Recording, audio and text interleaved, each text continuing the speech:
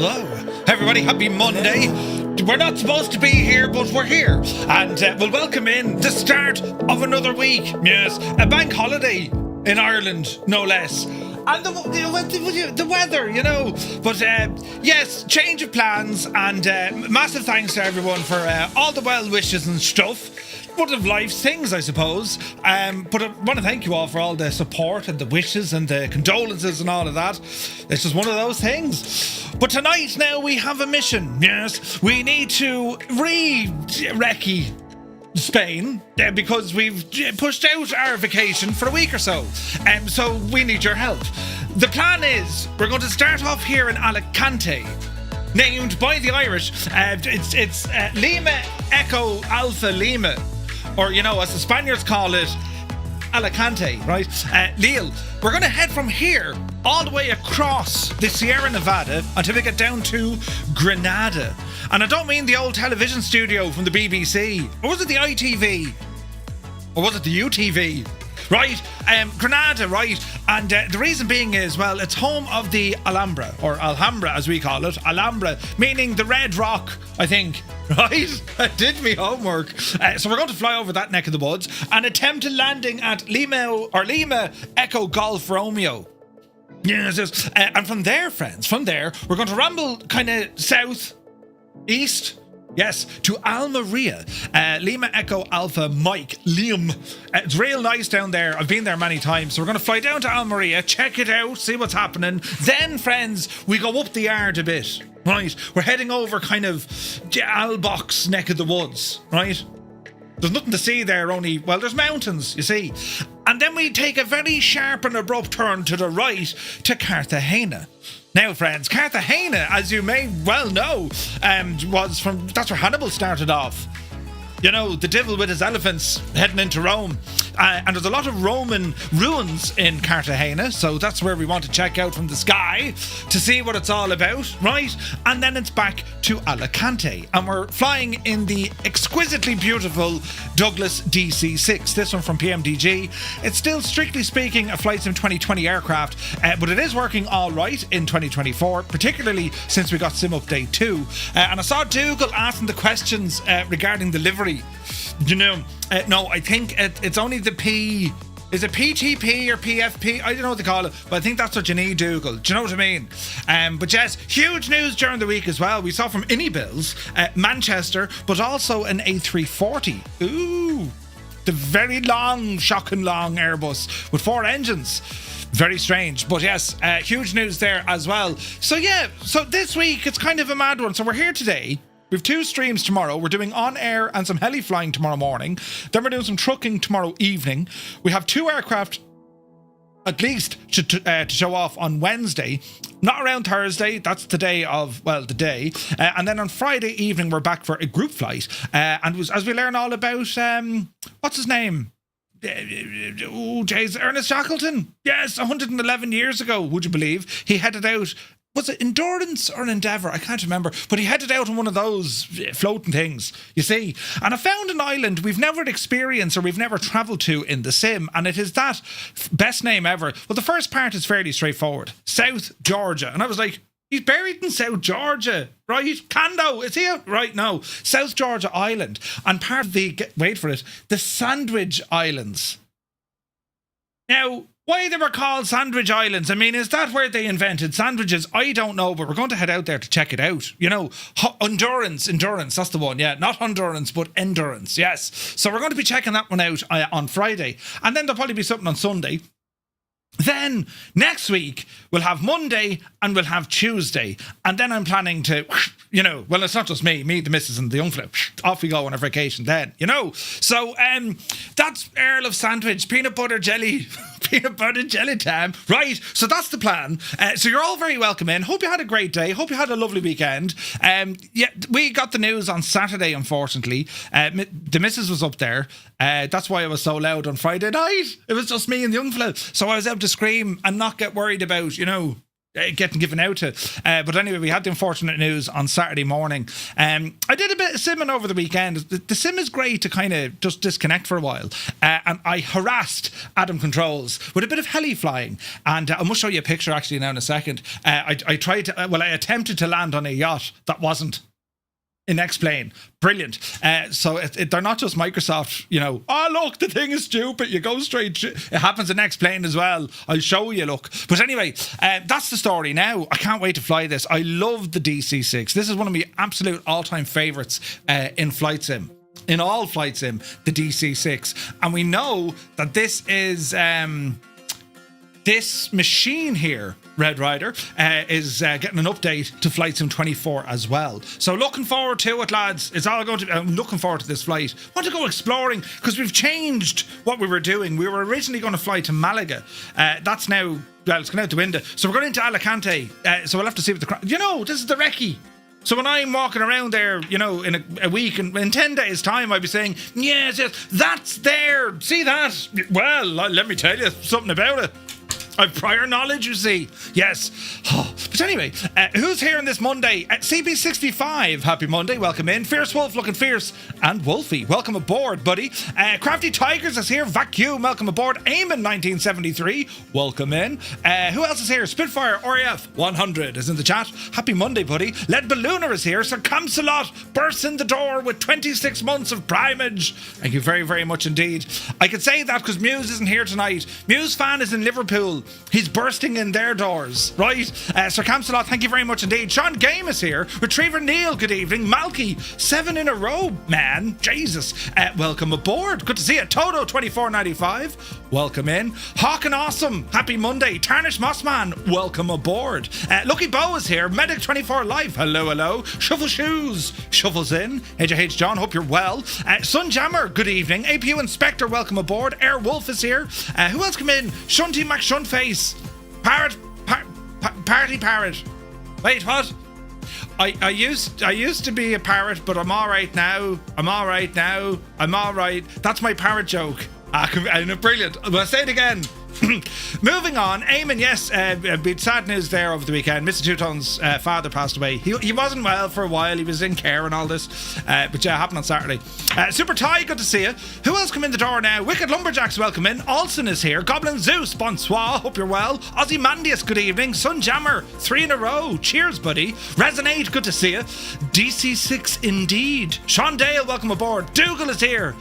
The chairman, Dougal McTavish, welcome aboard. And I'm missing two VATSIM flights. I was always going to miss this Thursday, but now I'm missing next Thursday, so I'm not going to see any of Atlanta at all. But we'll make up for it. We might do another flight just for, the giggles. Your mama, welcome aboard. Heisenberg, good to see you, buddy. Hope you're well. Let me see. Granada, fine home for rental tellies. Granada, is it? Vespia, welcome in. PH Roy is in the house. Good to see you. Who else come in the door now? Went to the Mac Loop a few weeks ago. You caught some typhoons, says Vespia. No way. That's awesome. Hey, Crotty, good to see you. Ian Fisher, you're very welcome aboard. Test Pilot, happy Tuesday. What day is it? It's Monday, isn't it? You divil you. Right? You see, you could be telling me, no more if it's Tuesday. Is it? Right. Ever since going full time, I won't say I've lost the run of me. Well, I might have lost the run of myself, but the calendar isn't as important. You know what I mean? I wake up at that time now, as opposed to 5 or even 4:30 most days. Jesus, when you think of it, I'd be up at, my alarms would start at 4:30, wake up the house, then I'd get up, go to work, come back, wouldn't go home till about 6, say hello to the family, eat some dinner, and then stream. It was mad. That's what I did for 5 years. No side. I'm really only 18 years old. There's no side effects at all. Ah, Jesus. But anyway, who else come in? Krabby One, Earl of Sandwich, indeed. Nighthawk, good to see you. Endeavour was the space shuttle. Endurance. Yeah. I don't think Shackleton had a space shuttle. But if he did, he'd have been a great man to find things, 98 Vulcan, good to see you.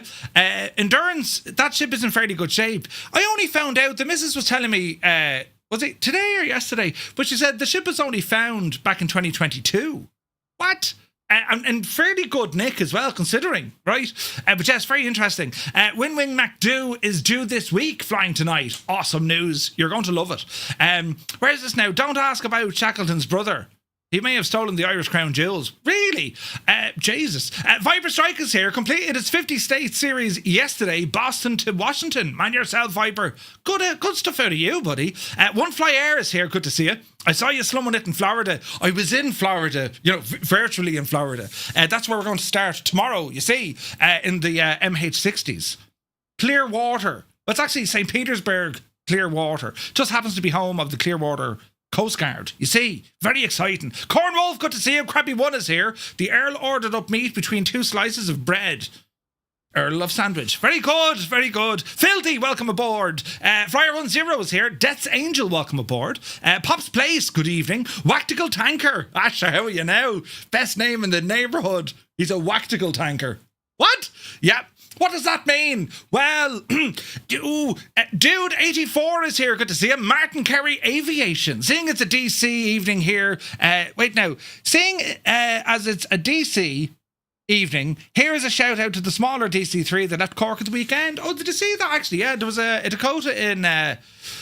We called them Dakota. Well, I say we. They were called Dakotas.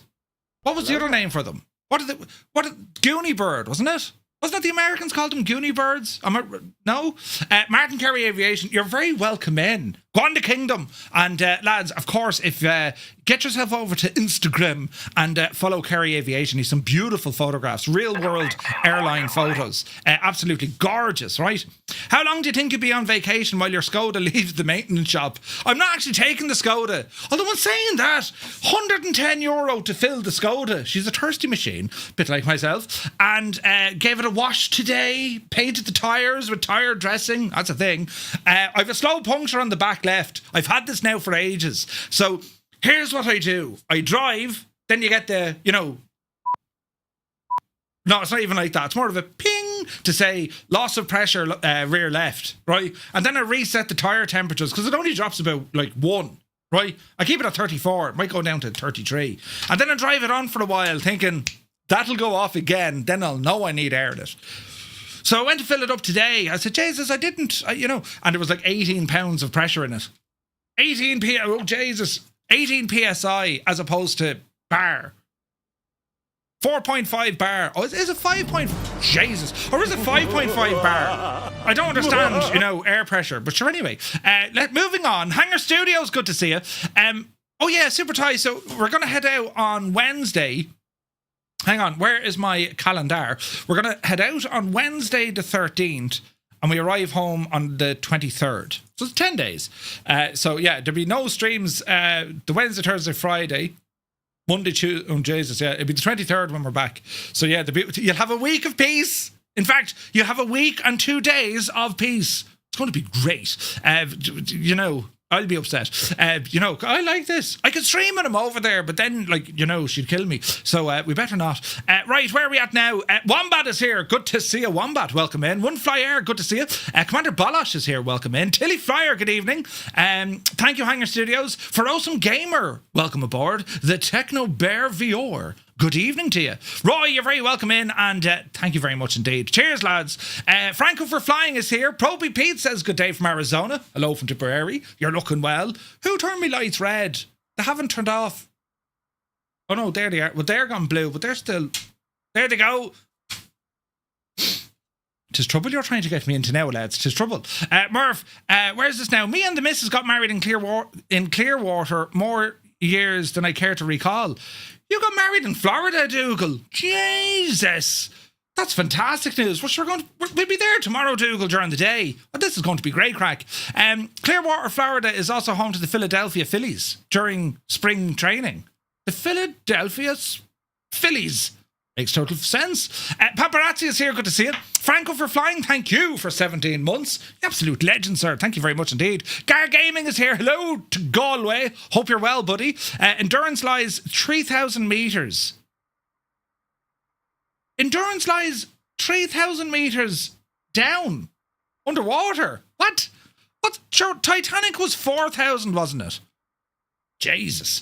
The DC-3 was designated the C-47 Skytrain. Well, I mean, the military version was, yes. Puff the Magic Dragon. Is that the same as turkey dressing?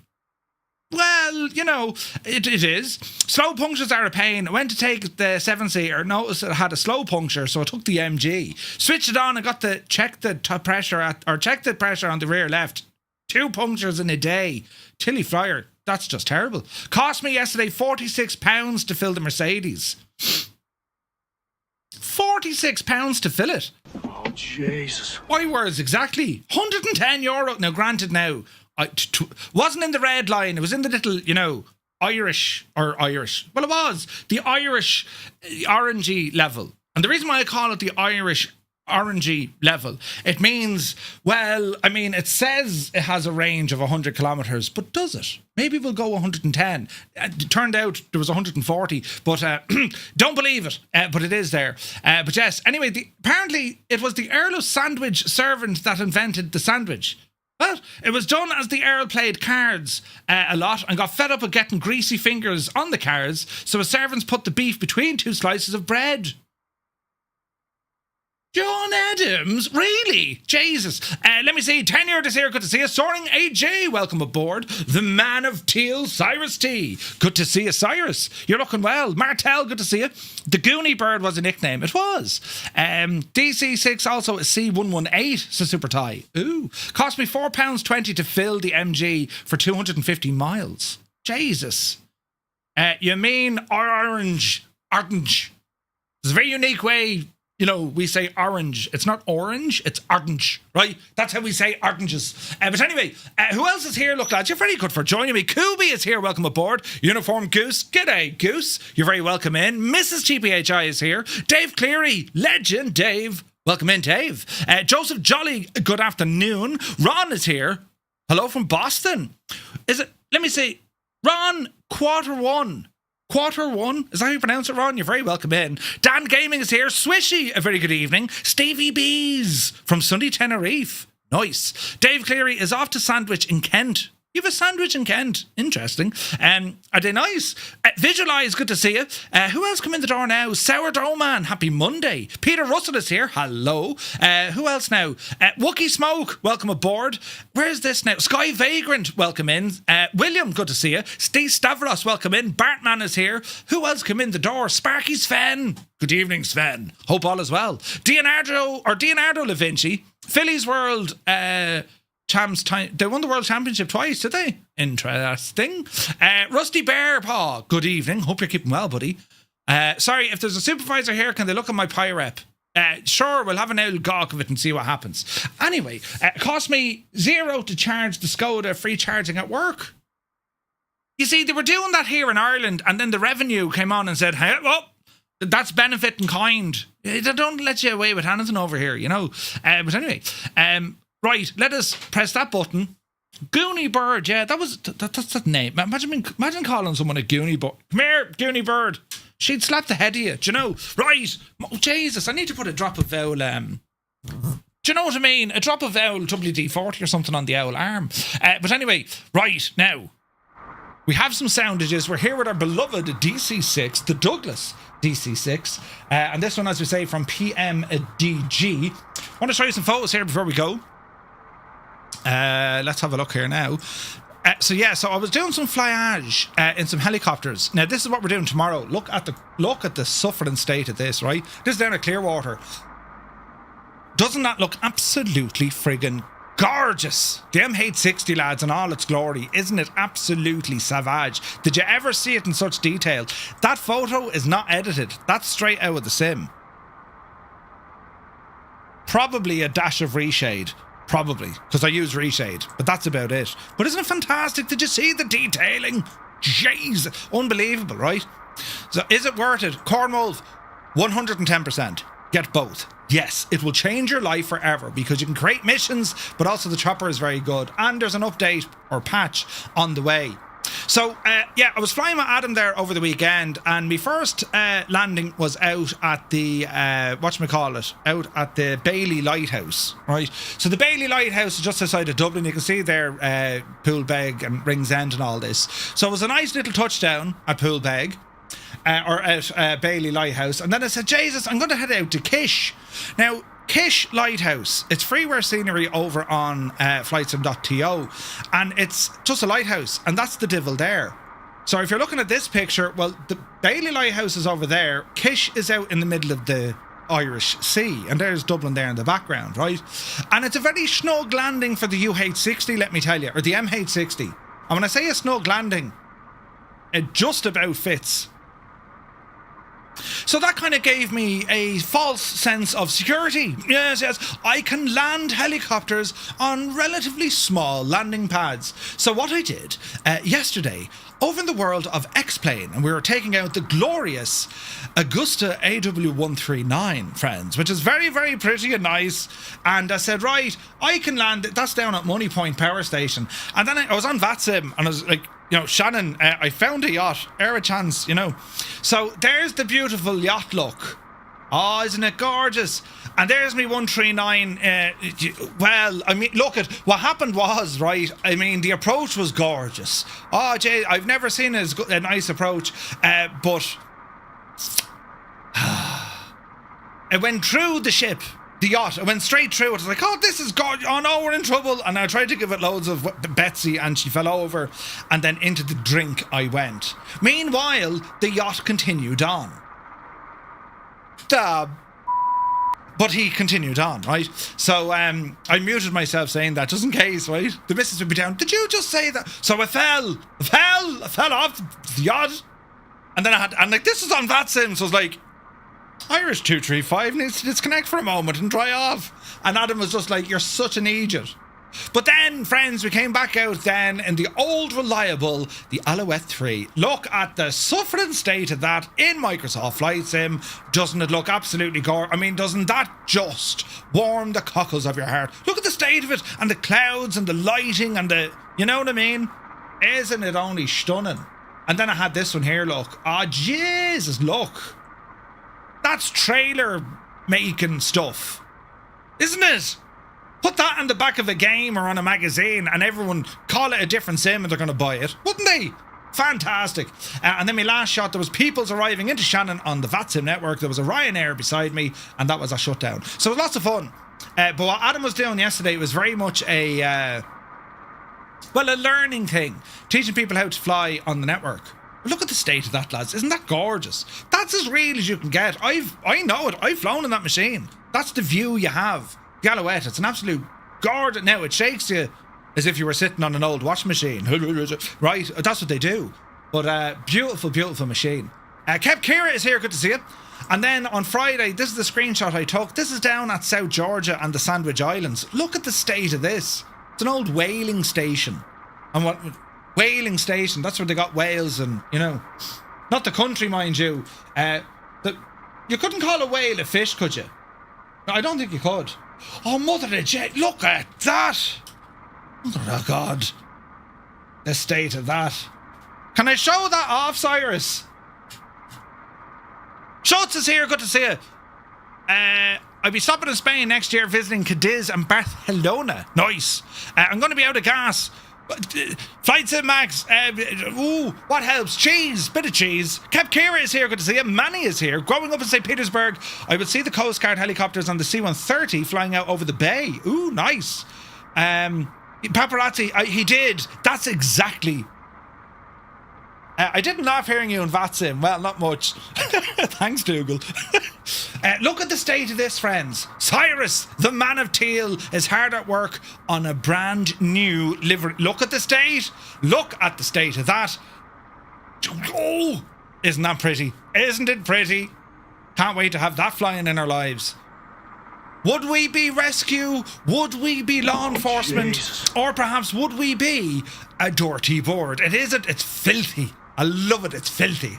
Filthy dirty. Brilliant. Great stuff, Cyrus. Can't wait to explore that. Right. That was quick. What happened?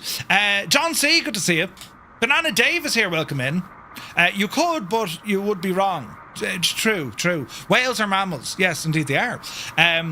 We could be cargo delivering pints of Guinness. That's a great call. Right. I dropped my controller. Hang on. Jesus. I have to say, I'm astonished by the build quality of the Afterglow wired controller for Xbox made in China. Jesus. I've dropped this many times and it still works. But anyway, here we are in the beautiful DC-6, and we're on the ground here in Alicante. We're going to power up this machine in the gorgeous livery, again by Cyrus T, and we're going to ramble down to our first stop down at Granada. We're on the Southeast Asian server on Microsoft Flight Simulator, and we also have JoinFS up and running as well. And well, let's see what happens. Captain Eagle, welcome in. Thank you for the follow. Hope you're well. I didn't get an alert for that. My alerts are broke. Have PMDG updated this for 2024 yet? Not just yet, Schultz. Negative. Negatory on that request there. They do say it's pretty much ready to rock. I imagine a lot of developers are now waiting for Sim Update 3 because they say that Sim Update 3 is imminent. The release is imminent, right? Please, after the update of Phoenix, my sim freezes when I use the Phoenix plane only. After the update of the Phoenix, my sim freezes. Captain Eagle, are you using Sim Update 2? There's a man in the sky. Who's that now? We don't even know who that is. He's just out there, man. Look. What the...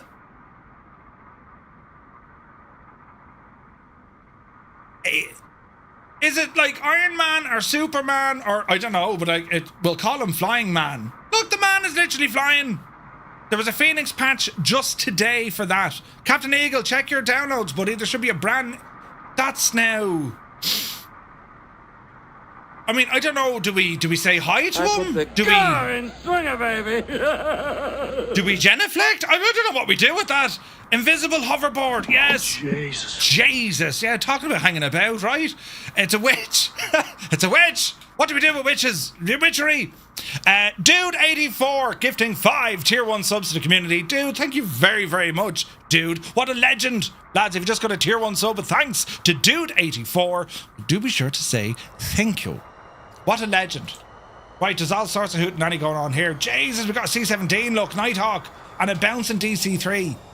And a flying man. Right, let's go over here and start checking some stuff out. So we're going to get ourselves, well, batten down the hatches. Wheel shocks can stay. Oil pans, go ahead and get rid of. Our stairs and stuff can go. As we close all the doors, that hatch needs to close. There she be.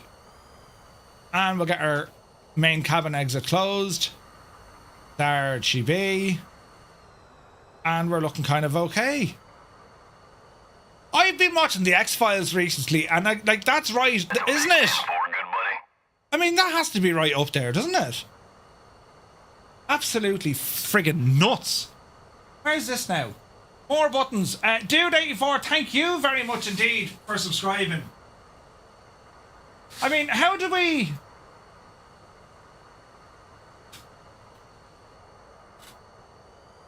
This needs to be on a new intro. The X-Files 2025. The truth is out there. I mean, look at the state of it. It's not right at all. He's not moving. That is most likely you flying. Well, that's very true. Yeah, all right. Listen, let's ignore that. Let's pretend it's not there. It's not there. Right, machine. Unlock the control lock. And we'll have a gawk here behind us for... Oh, holy... Right, we'll start off at the right and we go to the left. Can anyone remember why we do that? There's a question now. Why do we start on the right-hand side and work our way to the left? Let's see what happens. The truth is up there, right? Dougal had his second CTD of the evening. Dougal, by any chance are you due an owl GPU update? It's David Blaine. Yeah, Mosh Pit, good call. So let me see, we start on the left because the reason why, lads, our eyes are trained, would you believe, to read from the left to the right. Now, unless you're reading, I think it's Arabic, it's the other way around, isn't it? But it takes you longer to scan from right to left. Did you know that?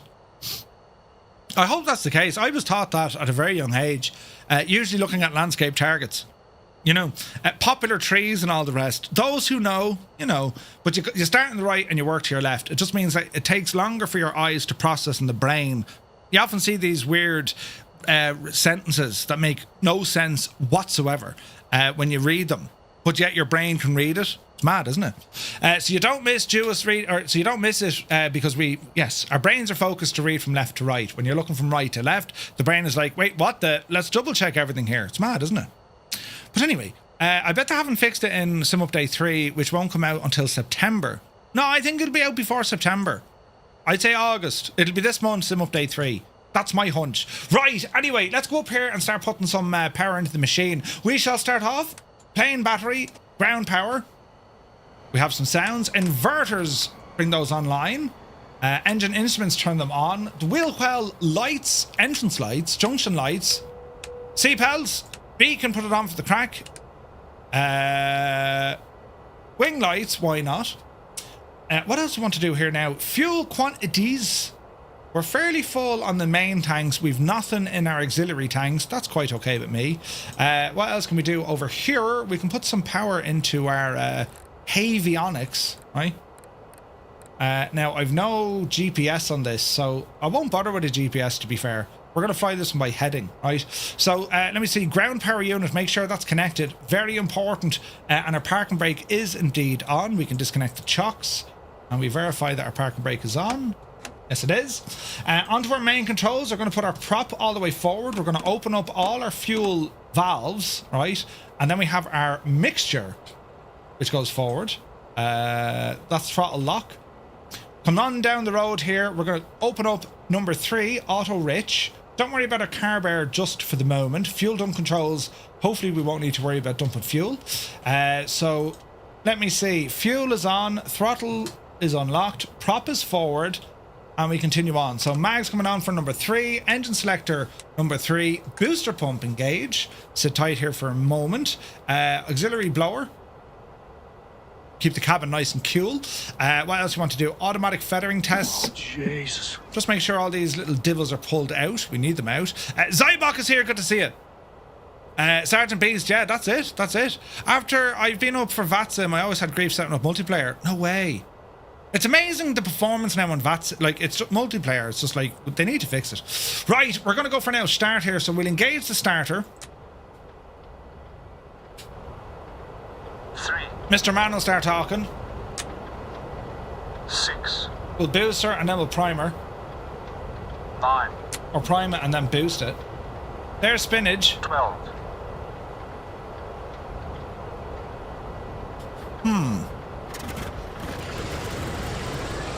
That seemed very slow, didn't it? Let's have a look. Alright, she's a good start on 3. We'll increase the RPM ever so slightly. As the engine warms up, it'll get warmer. That seemed very slow, did it? Or if you change something on your streams... Murph, did you change something on your stream settings for Twitch? The quality looks like 8K. Negative. Is everything going the way it used to? No, everything's the same, Roy. It's just my boyish good looks. What do you have to view the stream in? It should be only 1080. I think.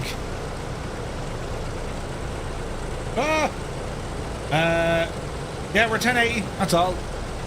1080. Okay, that's a good start on number 3. Go ahead and put on our generator for number 3. Engine 4 is next. We'll come on down here. Mixture for number 4 is on. We'll go ahead and put the mags on for 4. Booster pump for 4. And give it a start. Let's see what happens.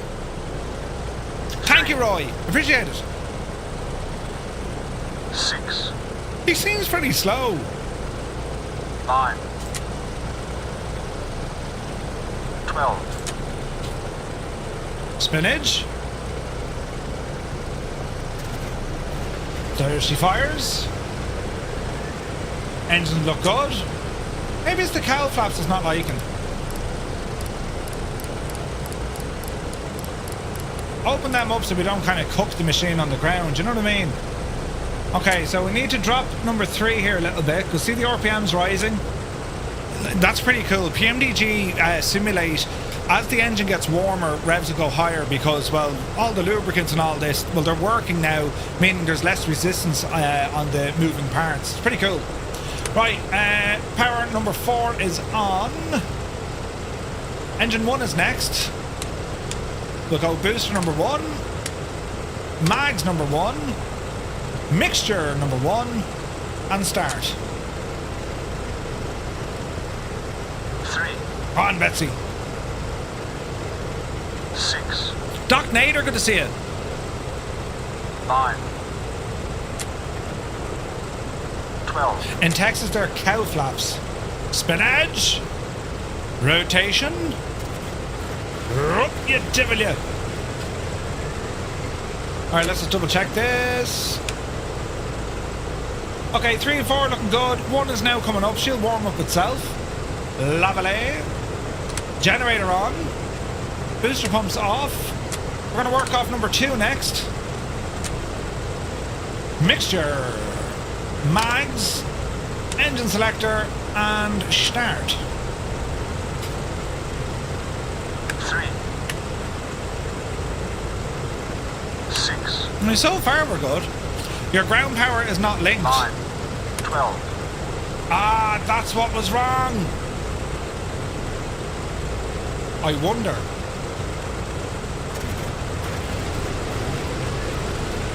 Was the slower the slick one?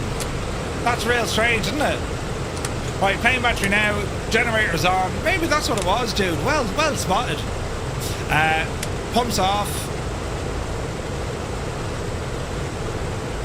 Battery or ground power?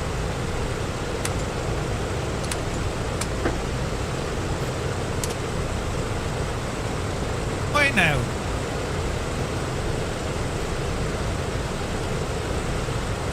Battery and ground power. Plane battery. We'll leave that one on. Right. Disconnect the devil. Thank you. And while we're here, we can reset our barrow and our directional indicators. Bring our lights in. Superchargers don't need them. We hope. It's fairly warm outside, so I'm not worried about any preheaters. We will put on our pedo and static, and our windshield heat. We're between 10 and 0, so it's not terribly cold. Battery switch to ground power. Yeah. Well, no, we're on the plane battery now, which is grand. Right, what else do you want to do here? All this looks good. Lights up here look good. Water injection, we won't need it. Auxiliary oil tank, don't need it. Oil dilution, don't need it. Everything works on this. It was immediately faster, was it? Okay, sweet. You got your earplugs, it's noisy. This is a noisy machine, yeah. It's awesome. I love the DC-6. I'm very much looking forward to the official update in 2024, only because how good the plane is. Do you know what I mean? It's an absolute masterpiece. Right, so as we're here, flaps are actually set on the ground. So we'll go 10, 15, 20. And we'll do a flight controls test. Full forward, full back, full left, full right, rudder left, rudder right. Feels good. Transponder, go ahead and stick you on. And let's have a quick look here on our Navigraph.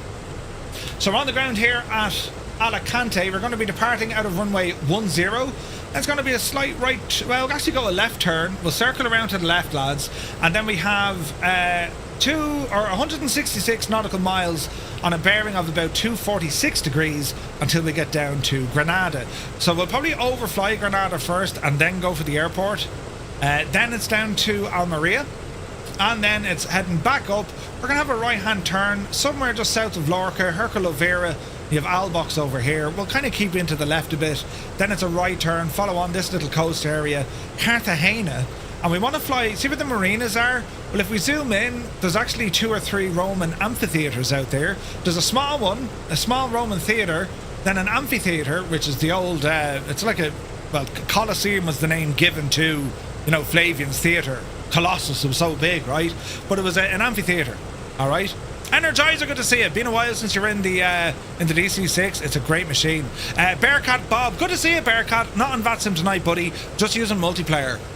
Yeah, we'll put on a Roman play. Indeed. Busy airport. Alicante, yeah, great spot. I don't know, is there any real real? Is there any up-to-date scenery for Alicante? I'm unsure, lads. Unsure. But sure, anyway, let's see what happens. We'll leave the flying man off the brakes. Small bit of power now. And to test our brakes, rather than jamming on... Jesus. Rather than jamming on the brakes and everyone getting pushed forward, you just do a small left toe brake, right toe brake. Ooh, who took the T-33? Goofy, great call. Absolutely gorgeous. The Innie-Bill's T-33. Incredible, incredible aircraft. Alright, we're shaking, rattling and rolling. How do we get out of here? Straight on. Jersey Devils in front of us in an aircraft we just don't know. Something wrong with the built-in decoder. Your man is following me. I don't know, is he mine or what? But sure, listen, we'll see what happens. Jersey Devil, I'm going to have to... There he goes. Would love PMDG to do a DC-7 and a DC-3. I would love if they did a DC-3. I'd say... I imagine Robert would love to do a DC-3 as well. But, so, Reaper, it's not a native 2024 build. This is just the 2020 version, kind of working as is. There's been no update to the DC-6. It seems to be working fine. I mean, I haven't experienced any major problems with it. All our systems seem to be working. Temperatures, pressures, torque, navigation systems, everything seems to be quite good. 333. T-33. Alicante still has crazy terrain issues on the taxiway. Ooh. We'll go down for an now full-length departure here. What's the story with your man? Is he coming from my plane? Yeah, he is, look. They keep drawing that heat in front of us. That's a new bug. Look! Oh, wait, hang on. I wonder. It's Join FS causing it, lads.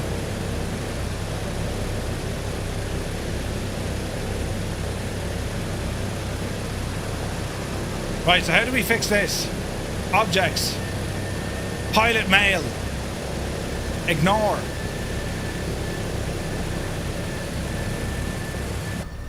Sometimes my genius generates electricity. Yeah. Right. Ooh, we should call him Henry. No, I think we're good now. We're good. Time of day. Hang on, I need to put on my aircon. Right. I'm on Firefox. Time of day. I have it on custom weather. Custom time 1817 local and a few clouds, lads. Otherwise it's going to be terribly boring up there. There's a C-130, look. Death's Angel looking good. Right. What are you all flying in? Because you're all appearing as friggin' A330s. And I have the Transall, so like, why isn't that working? C-130J. Stick figure, thank you very much indeed. DC-6. I'm in the DC-6. And I can see DC-6s. I can see... Dougal, you have good model matching. Have you seen Masters of the Air? Yes, indeed. Keelan, we're down at Alicante. I did, Tarnish. Very good. And I turned my head to the left as well to see him lying down. Very good. FSR 500 says Toto. Okay, but all you lads who are showing up... 10. Lucky Bow and all that, these are showing up as mad aircraft, lads. Tilly's coming in alright, in a C-130. Mr. TBHI, yeah, we can see you in a P-38. The simulated horror of Murph flying straight to people. It's alright, lads, don't worry about it. It's totally fine. Lucky Bow's in the DC-3. P.S. Mirandai, hello there. Hello there. Right, whole station. Are we ready, sports fans? Right. Power coming in. Up to 30 inches. Engine stable. I need to do a DC-3 fight soon, lads. Love the DC-3. Let's double check. We're good. We're good. Walking, talking. Soon to be squawking. Let's go flying. There goes a DC-3. Just got 3 months free on Apple. Nice. Airspeed alive. Rolling, rolling, rolling. Model matchings shagged. 80 knots. 100 knots. Another length. Oh yeah, 100% Dougal. 120, oopsie daisy, nice and easy. Positive rate of climb, gear coming up. Keep the nose somewhat level, very shallow climb out in this machine. There's 140, flaps coming in. There's 150, propeller back. 160, up the hill. Beautiful. Cow flaps. In. 6 degrees will do her. But wait till we get to 1,000 feet. 160 knots holding. Vacuum at its EGD, I don't believe you. Roll to the left. Alright, how are we looking? Well, hello, fireflies. Look at the state of this. Right, lads, we know the drill. If you're flying along, if you're on the Xbox, press 1. PC pilots, press 2. If you're using JoinFS or Skynet, press 3. And for everyone else who's here enjoying the scenery, will you press number 4?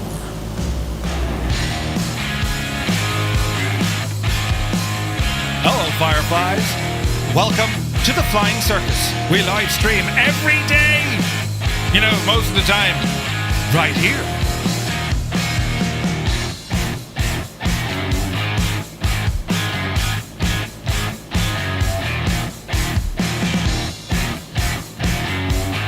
Elliot, good to see you. Beautiful without the cigar.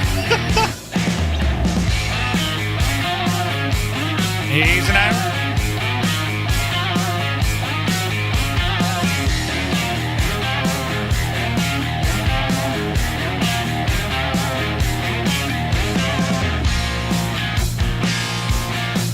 Easy now.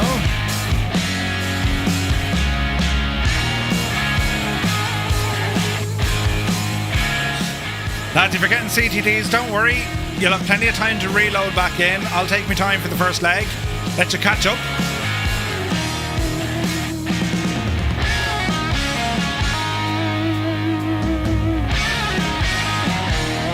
Man, that looks pretty.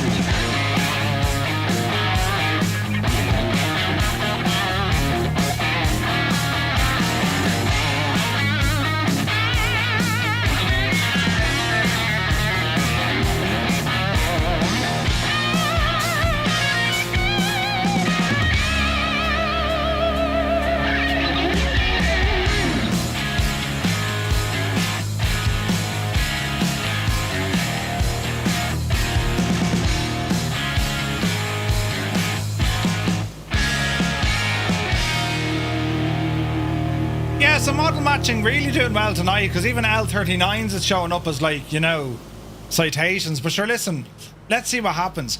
Drop at the nose, and let's see if we can do a little bit of messing here. Autopilot heading, autopilot master on. Put you in. Uh-oh.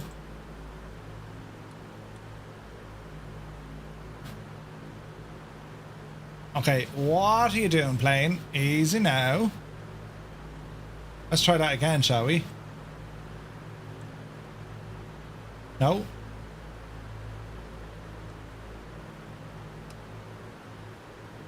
Now we'll turn you on. Ailerons neutral, 6.5. Hold. And let's see if we have heading. Let's try left. No, we don't have heading. There we go. Little bit of left. Little bit of right. Alright, we're alright now. Have to say, CTD in 2024 very rare for me, and I'm running all sorts of add-ons, says Elliot. I've no idea, buddy. No idea. Denmark has a Boeing B-17 Flying Fortress as a passenger aircraft between 1948 and 1955. Ooh. Interesting. Both Denmark and Sweden did. Unsure if Norway did. That's kind of fascinating, isn't it? Right, we said we're going to watch our speed, so we're going to drop our speed. 30 inches.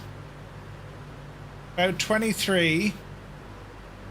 Engine visualizer.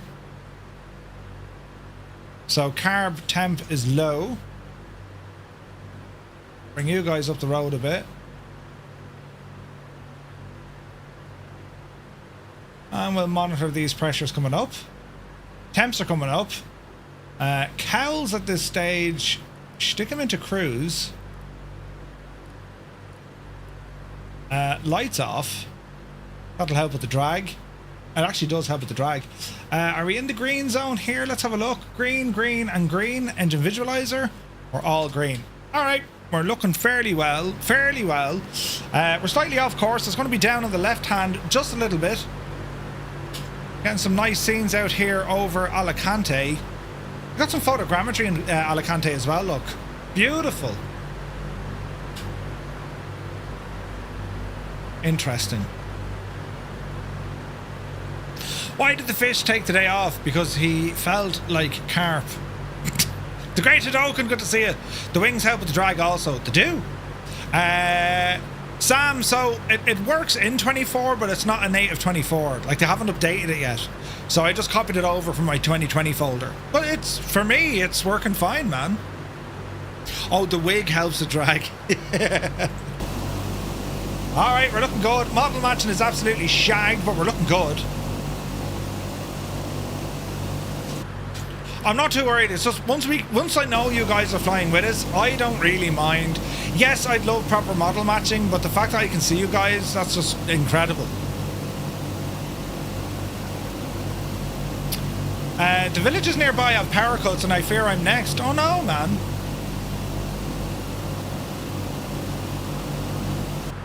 Alright, 200 knots indicated. Let's drop this back again. Manifold pressure down to 20. We'll probably up the RPM, or down the RPM to keep the pressure up.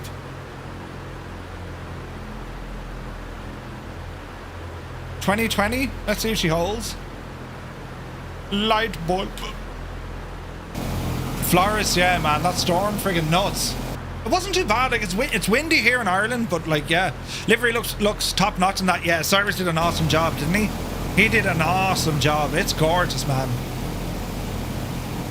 The Emerald Isla.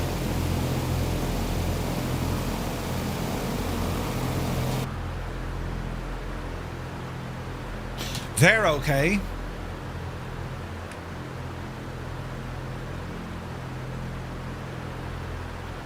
And that's okay. Alright. We're looking good, friends. We're looking good. Captain Kenobi, good to see you, buddy. You missed the DC-6. So many new add-ons, not enough time. I agree. I agree. It was named by Annalisa. It was. Annalisa won the competition. She got to name the aircraft. I'd love to do one of those again, Cyrus. I think it's awesome. Like, if we'll run a competition on our Discord for your chance to name the next aircraft. Because I thought that was cool. I love that idea. It's a huge community thing. I love it. So, like, Annalisa got to name this. That's the dancing emote we use for Annalisa, right? It's awesome. So yeah, we'll plan another giveaway. It'll be a competition, and the winner will get to name the next livery. Have the name on the side of it. We can definitely do it for the MH60. Ah, perfect. Yes, that'd be awesome. I'll do one of those now. Actually, let's see here now. This is going to get lost, so where can I put it? I can do it in announcements, couldn't I? Right, hang on.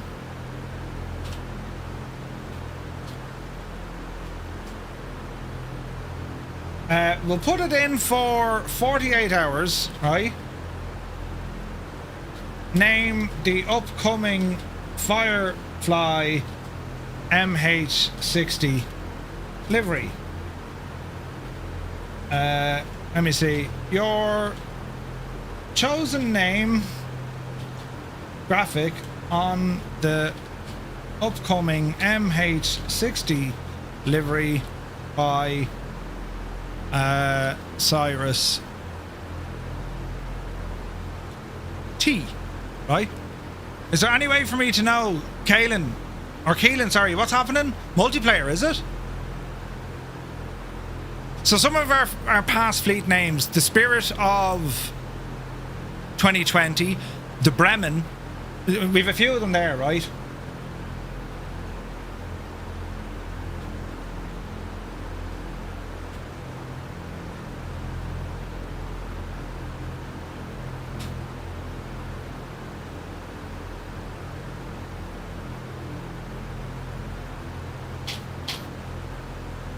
Right. It's in the announcement section on our Discord.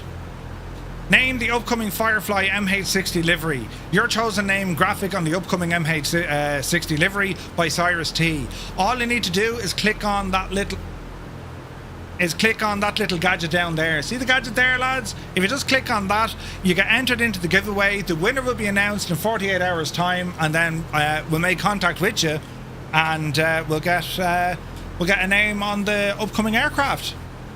Pretty cool, right? Thank you, Cyrus. Great idea, man. Let me see. The Flight Factor 772 also got an update. They added the Rolls-Royce engines. Ooh, nice. Right, definitely need to jump into X-Plane again. I was in X-Plane yesterday just doing some heli flying. It's a friggin' that's just a savage machine. X-Plane is very, very good. It's your idea, but I'll take it. Nice. And by the way, if you're wondering what you get away with, just don't be an idiot. Rule number 1, don't be an idiot. Use other aircraft as your inspiration, or maybe there's something you want to put in there yourself. That kind of stuff, you know. If you're on Steam, games homepage will say so. If you're on Xbox thingy, you'll have signed up to beta access. Keelan, are you on Sim Update 3?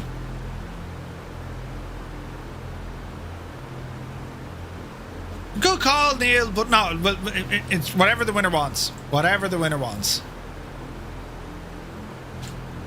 Right, how are we looking? It's going to be a small course correction here. Cruising at 150, lads. I'm going to take me time, let others catch up if you had a CTT. But we're looking good so far. Beautiful countryside here. Look at this. Oh, look at the state. There's a wild jugal out on our port side. But yeah, it's still blowy down in Clackmannanshire, but definitely calming down. Yeah, they were giving savage winds out there, weren't they? One thing I need to do in X-Plane is like properly get all my control bindings properly set and into the likes of the Stream Deck as well. Because I am, you know, there's a lot of buttons that don't make sense. And like twice, plainly McPlane face. You could do that, Mr. 90. Even yesterday with X-Plane, you know, I'd say, oh Jesus, I'm in idle, I better like increase me collective. And next thing, like I shot about 100 feet into the air. I forgot to reverse my axes. And Jesus, very sad, very sad. But yeah, that's what you're up against, do you know. Now how are we now for temps and pressures? Everything's in the green. The airplane is liking what we're doing. And quick look over here. Go back to that, please.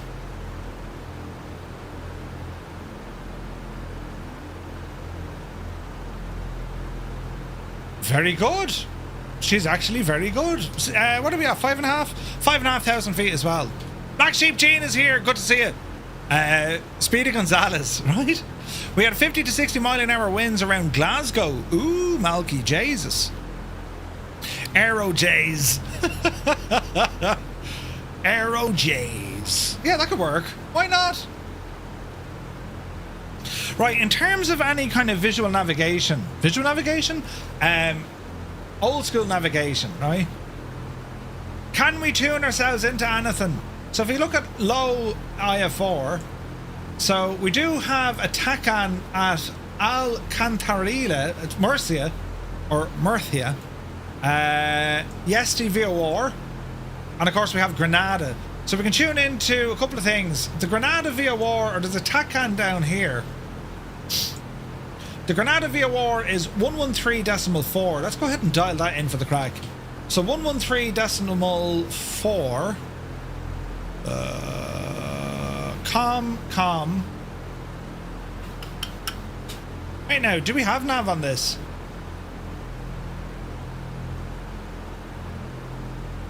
Nav 113.4. Ish.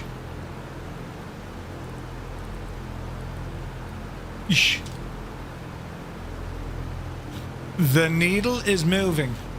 Right. So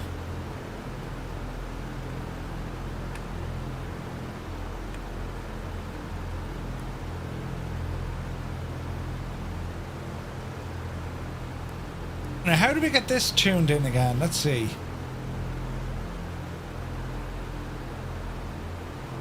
So me heading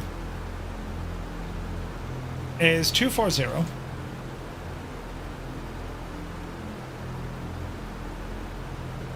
Now this is more for ADF. So how do I get this gadget in? VOR, how do we... it's OBS, sorry now, OBS. So 2-4. And we'll get our flags on this soon, wouldn't we? So put you back to... I don't need you because you're on the ADF. So I want you to take over. Right. So we're tuned in on the navs. 113.4, 113.4, 113.4. That's Granada, right? At what stage? Well, there's mountains and stuff in the way. You see now. You're supposed to be stalking and gave yourself away. Stu, good to see you. Late and Parade, do you have a letter? So the reason why we can't see this is because of our altitude, right? Because if you look at the owl satellite, well, so there's a whole load of stuff between us. In actual fact, what's the Mora here? 11,000 feet, right? So lads, we're going to have to climb. We're going to have to climb. Because I don't think 5... Then again, visually it looks alright, doesn't it? Possibly the range as well. Possibly, I mean... Yeah. Very high frequency. I mean, we should be good for 80 miles, right? Wicked Lumberjack says, Jesus, my sim is deeply unhappy. Jesus. Hi man Jim, good to see you. I put the gar in swinger, baby. What is going on? A button has been pressed. Stu Snape, thank you very much indeed for your 5 gifted tier 1 subs. What an absolute legend. Cheers, buddy. That's my apology for being late. Deeply Dipply. Wicked Lumberjacks. Deeply Dipply. Stu Snape, thank you very, very much indeed, buddy. Cheers, man. Right, we'll let our old radio navigation help us out. Chris Van Halen, good to see you. Are we getting some update 16 this week? I don't know. It's hard to call. Small adjustment, lads. Small right turn. Put us on a heading of...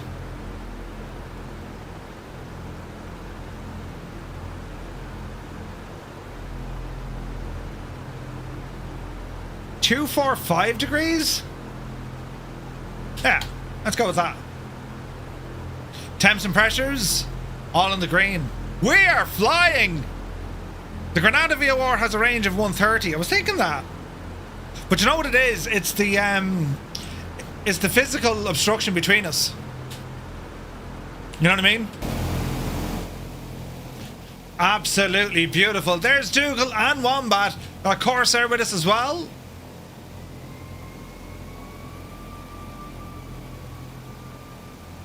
He's looking absolutely gorgeous down now, lads.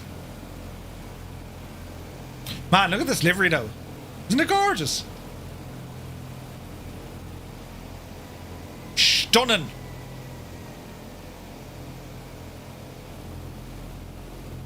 It's an all-round great machine.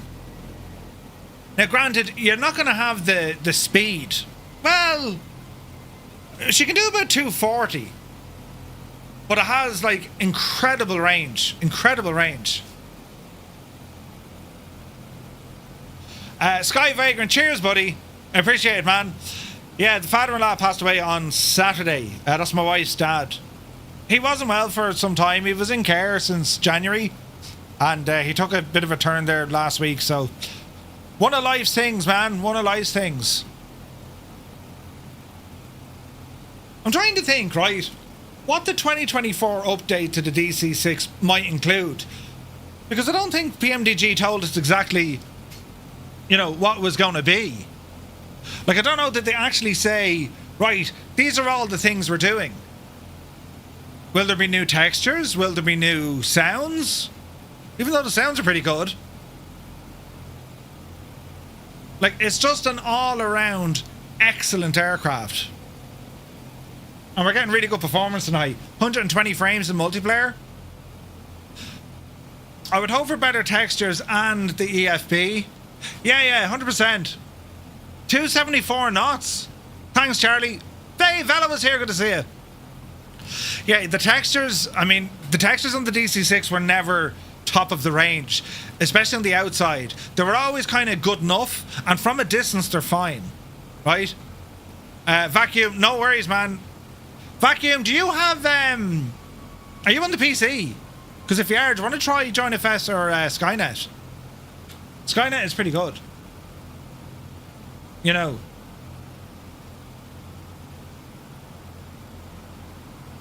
Look at the state of that, look.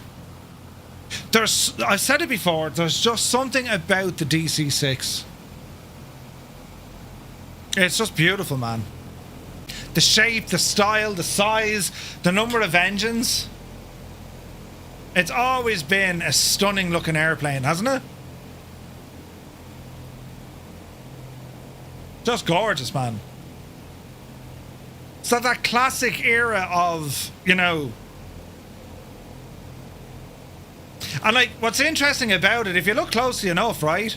She's very similar to the old DC-3 at the front. In actual fact, it took a direct descendant of a DC-3. Where was it? There's something here that came straight out of the DC-3.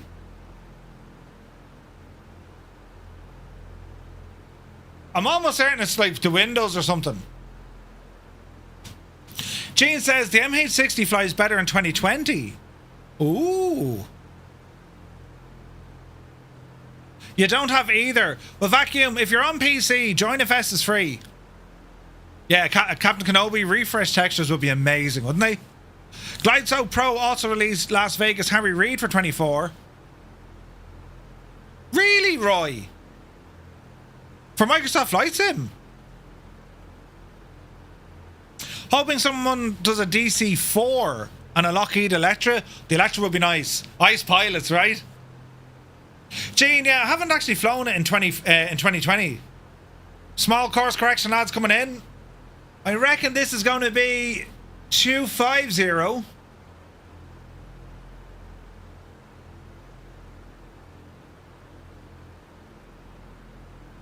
We're looking good. We're looking good.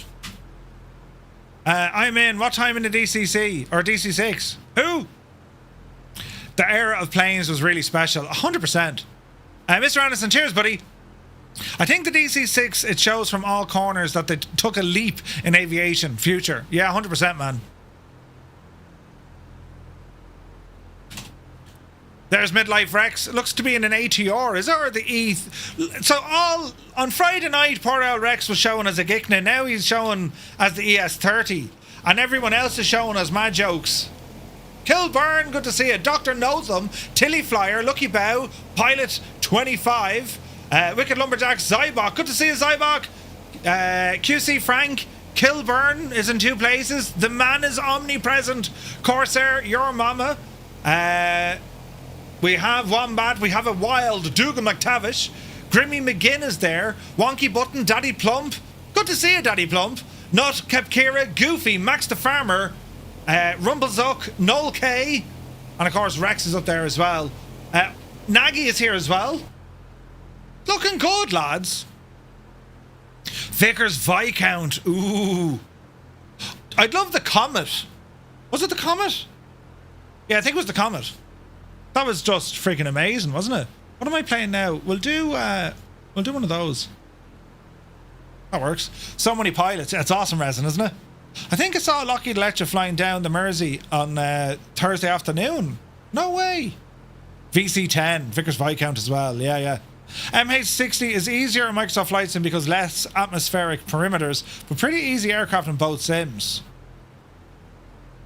Wombat makes a good sandwich filling. Dougal, I'm the bread, you're the bread, and poor Wombat's the butter. Your first ever flight was in the Dan Air Comet 4. Wow. Man, what an experience. I mean, and you got back into the plane afterwards. Jesus. Didn't they have a fierce reputation for like shaking you to, you know, shake the cobwebs? A Jetstream 31. Didn't they do a Jetstream? Didn't PMDG do a Jetstream way back when? Yeah, the early Comets crashed. Yeah. The wings couldn't handle the engines or something. The sound of Rolls-Royce darts is etched into my brain from childhood. So I used to be able to get quite close to the planes. Really? Dan Gaming. Hiya, Dan. Manny, welcome in. Manny is Wonky Button. Come on, Manny. Oh, they made the 41. What's a super tie? It was quite good. Windows metal fatigue. Ah. No way, man. I thought it was the square shape of the windows. Maybe that's what it was. The weather's turning interesting. Time of day for Zybok. 1817. Local. Alright, we're looking fairly alright.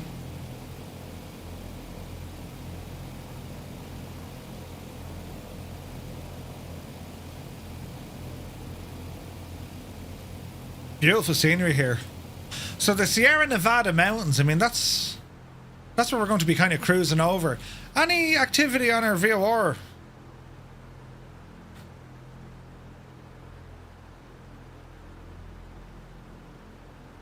Nothing.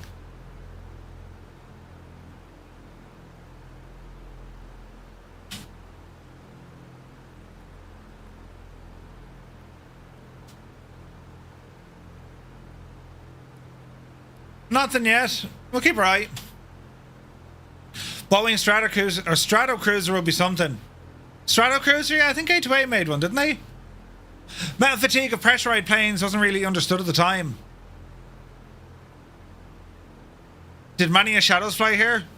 Spain is awesome, man. Look at this. I joined the waitlist for Open Sky Beta. I shall not hold my breath. Is there a waitlist?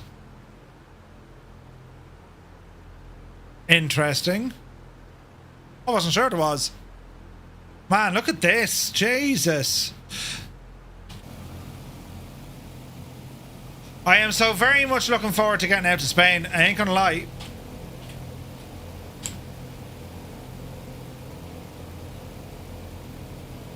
Just to, you know what I mean? Pull up the handbrake. Have some nice sangria. That's what the website says. Interesting. Yeah, I must the weather, even though it's only a week later, I think the weather's going to have a bit of an impact as well. But sure, look it. What do you do? Adam B. Twitch is here. Good to see it. You can see the wreck of Steve's plane down there. Also, if we're doing the Comet, can we at least get a Nimrod? Oh, the Nimrod was cool. I was on a Nimrod, not flying now, only as static. She used to come to Baldonnel every now and again. Jesus, look at that. 18 is with us. The scenery is really good in Spain, isn't it? Look at that. Stunning. Oh no, my gadget turned off. What's happening? Don't know why you did that. Hang on.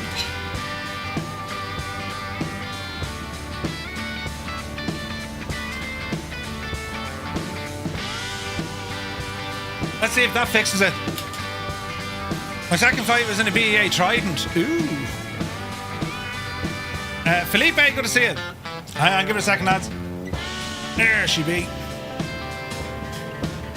Jesus, look at this scenery, look.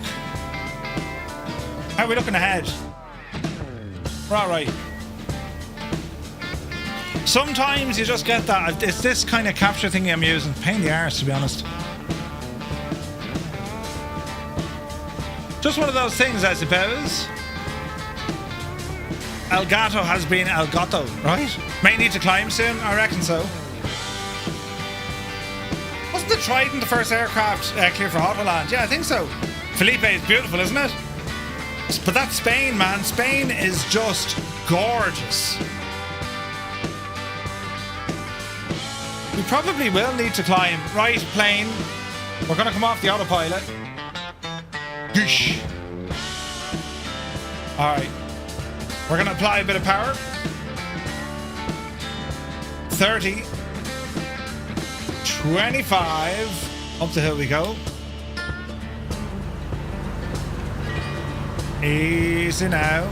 We were at 5.5. We're going to go to about 8, I'd say. Used to know a Trident pilot. No way, man. We got loads of people flying with us. If you'd like to join in, lads, we're on the Southeast Asian server. What a great day for flying. Doing 300 knots on a C-17 trying to catch up, but you're loaded with Guinness and snacks. Oh, the BAC 111. Oh, Malky, what a machine. Easy. Yeah, we're gonna have a ton of altitude to gain here, or to climb. Yeah, looking forward to tomorrow as well, lads. We're gonna be flying in the MH60 again. Can't believe they still didn't fix the nav radio more sounds. What, on this? Did they not? 1134, 1134. So we are tuned in, but I'm not gonna get anything with the height of everything, you know? Many trips to Spain in those old aircraft. Sunjammer, a back 111 was your school wake-up alarm? No way. The BAC 111.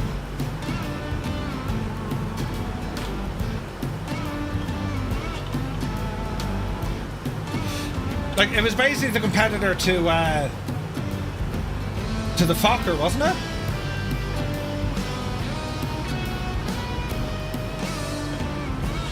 Rolls Royce. Yeah, she was basically the Fokker. I mean, that was the closest competitor, wasn't it?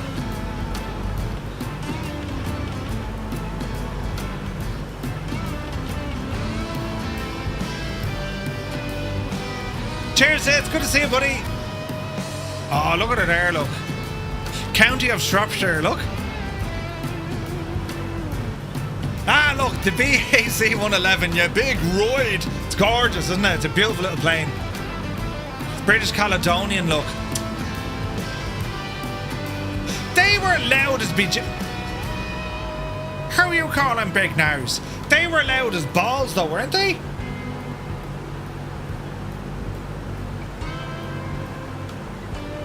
Loud as balls. Aha! We have some radio information. 90 miles out. We're on a heading of 25 something. There she be. Autopilot. Solid lock on prime. Altitude hold. Alright, we're looking better now. So we do have some range. 92.5, 167 knots. 33 minutes is our ETA.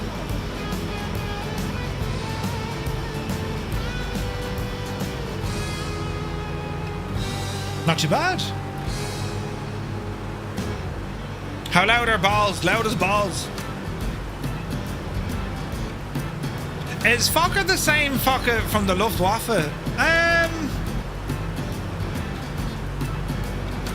No, Fokker was Dutch.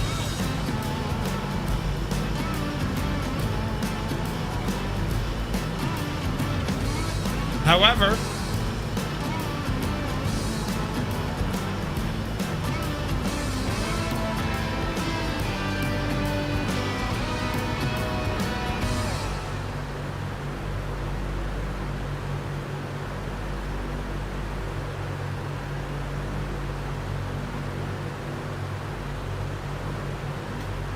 Fokker factories were confiscated by the Germans, and they were used to build the Bucker Bessman and the Junkers Ju-52. Jesus.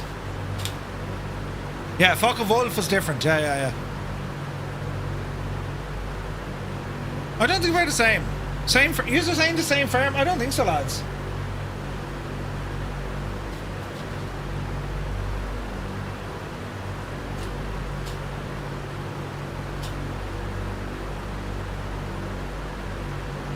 Hang on.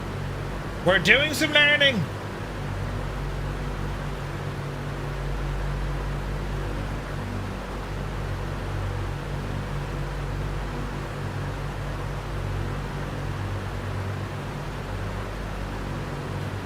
My understanding was they weren't. Yeah, Fokker is Dutch. I can remember as a kid, KLM had a lot of Fokkers in their fleet. Yeah. No, they were separate lads. So you had Fokker named after, you know, Mr. Fokker, Anthony Fokker, right? And then you had Focke-Wulf. Now, Fokker, that's the 190. I just want to see Focke-Wulf. German manufacturer of civilian and military money company to say Focke-Wulf. It's one of the predecessor companies of today's Airbus. That's Focke-Wulf, yeah? They were a different company. These were a German company. The other ones were Dutch. It was founded in Bremen as the Bremen Flugzeuge AG, Heinrich Focke and George Wolf, and then Dr. Werner Neumann.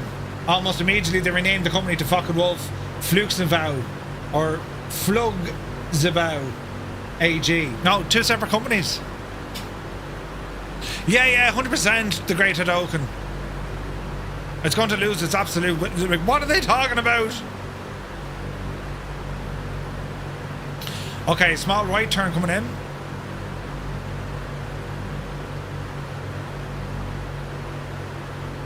Easy. But yeah, Focke-Wulf, I mean, they went on to be... I mean, they went all the way up until 1964. Then they merged with Airbus.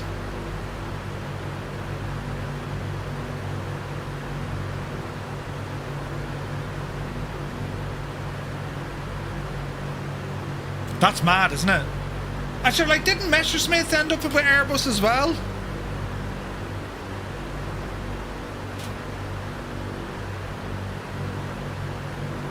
Messerschmitt went on. So...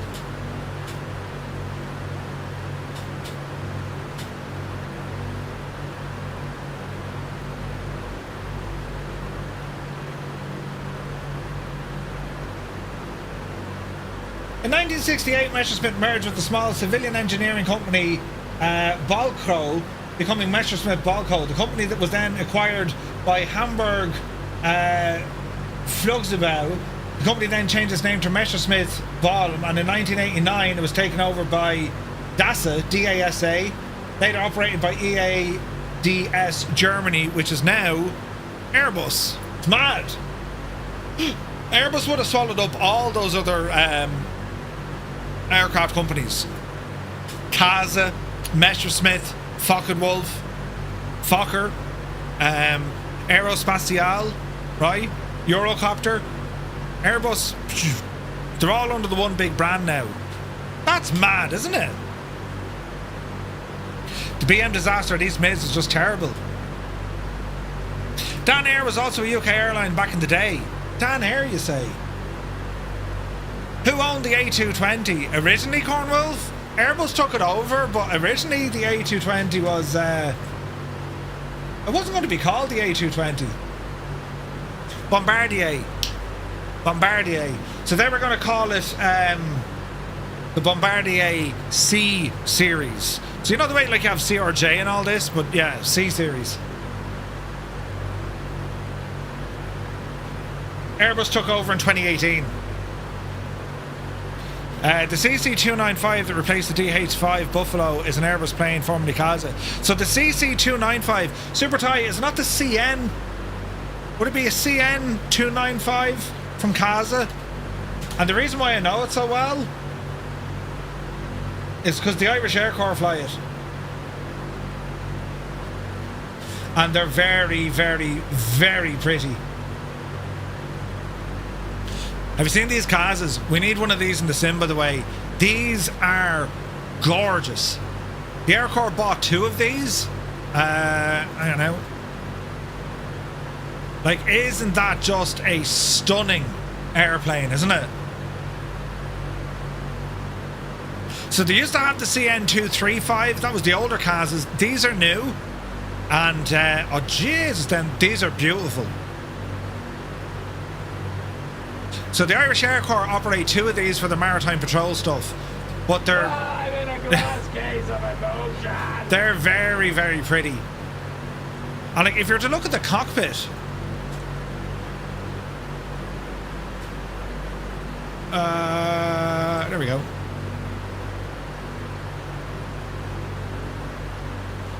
So that's when she was over doing trials. It was registered to Spain, right? But they were bought for the Air Corps. But look at the, that's probably not a great picture of the cockpit. Hang on. That's better. Look at the layout of the cockpit. Isn't it most unusual? What's it very familiar with? So if you look at the dials, the dash, the heads, look at all the gear. What does that airplane remind you of? Because these were chosen specifically for pilot training.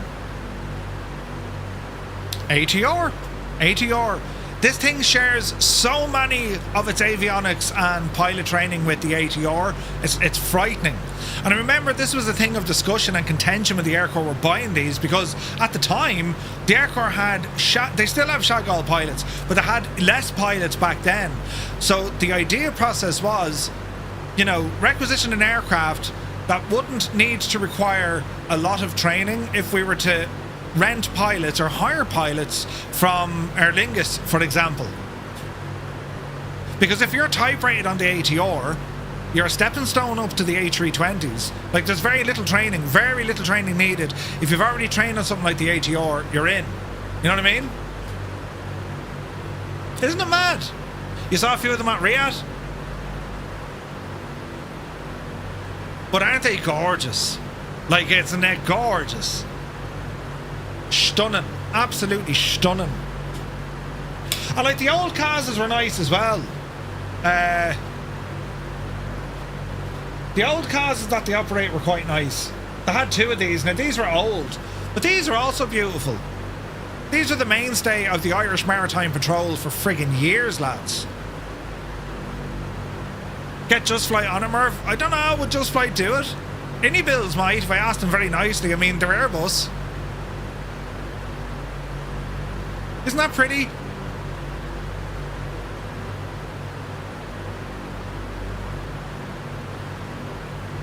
And it was gas, right? But it wasn't gas. Well, it was gas. I remember, like, the Kazas weren't terribly old. That was the first one they had. They rented that one. The Kazas weren't terribly old. And some poor idiot hit some trees at the end of runway 28, I think. Needless to say, the poor old pilot went on from flying the Kaza to flying a desk.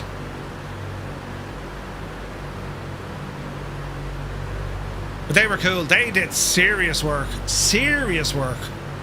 It's all maritime patrol. That's what they did, like. Do you know what I mean? It's always great watching ATRs trying to land in crosswinds. What's the Irish official state aircraft, Murph? At the moment they're using a Learjet 45. So they've used different aircraft down through the years. They used to have a Hawker Siddeley 125. They had a Gulfstream 3, a Gulfstream 4, and then now they have a Learjet 45. And I think they're changing that soon. There's talks of getting the Pilatus PC-24. Is it the 24? Isn't that the businessy jet one? I think it is. But yeah. Nora, yeah, close to similar to an A400. Yeah, just about half the size. Nearly half the size.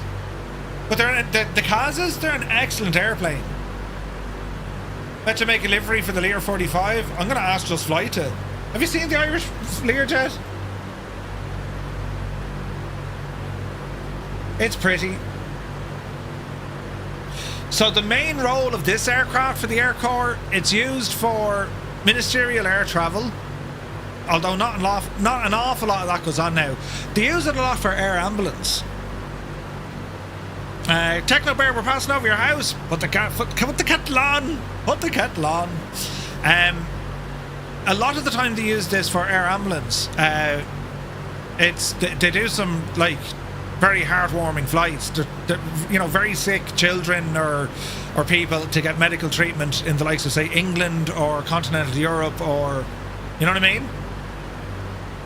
But yeah, so I think that's leased as far as I know. Prior to that, they had a G4. Now this thing was absolutely hilarious, because the problem with the G4 was it couldn't fit into the hangar when they built the hangar, right? Now it fitted in when they built the new hangar, you know, 16 years later, then they could fit it in. But for years, it was like a saloon. They used to call it the saloon.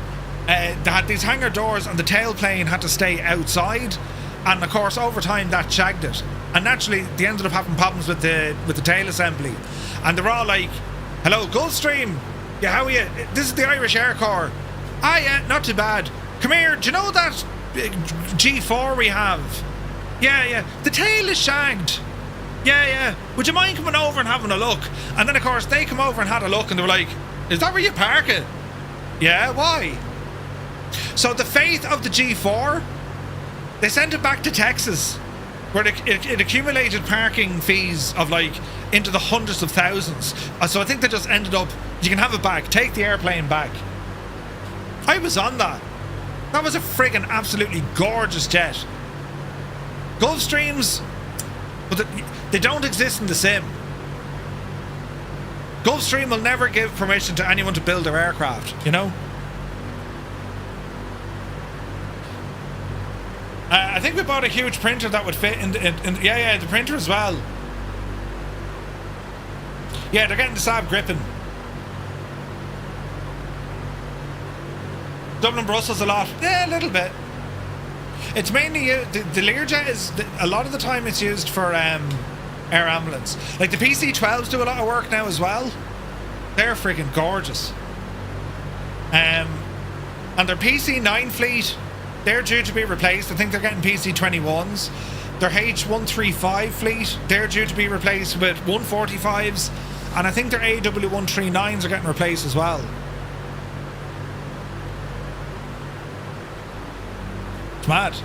35A is a lot of fun. Colonel Indiani, yeah. Lear jets are class, man. Which is a shame because they're sensitive about their image. Yeah. Like Gulfstream they've never officially endorsed an aircraft in a consumer flight sim. Didn't someone lose the only remote control for the bridge over the River Liffey? You to hear these sort of things. Listen, Ireland's a basket case, man. We do mad stuff over here. They're replacing it with a Falcon. Yes, they are. That's all. That's Falcon X6. So the Air Corps have put in an order for this machine here, lads.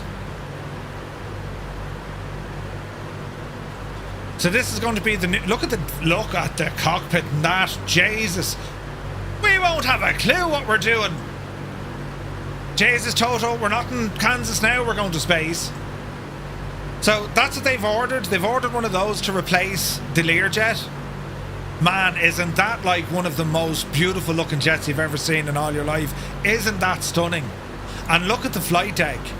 It's just like iPads all over the shop. Isn't it amazing? Like an episode of Star Trek, isn't it? That's gorgeous though. The 6X.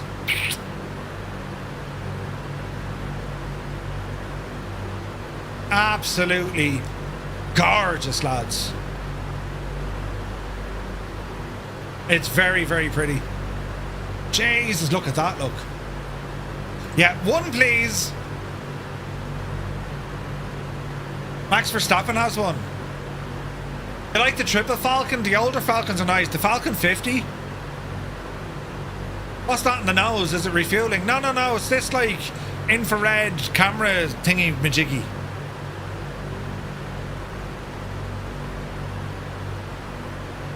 Like, it's one of the most technologically advanced machines. Let's read about it before we miss. Hang on, we're supposed to be looking in Spain. Falcon X6, right? It's a long-range business jet based on the twin jet. 2017, 2015 platform view. So They abandoned the Silver Crest due to technical issues. Design unveiled 2018. It got its FAA and European type certificates 2 years ago. Look at the cabin of the thing.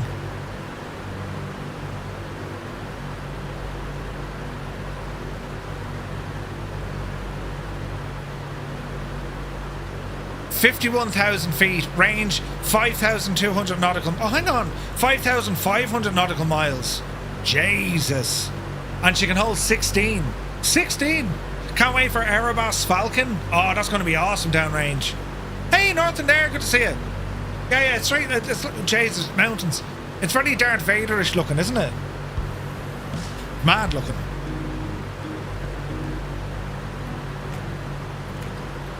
This is very pretty. So we're about to fly into Granada. Just over these mountains here. This is where our Alhambra was.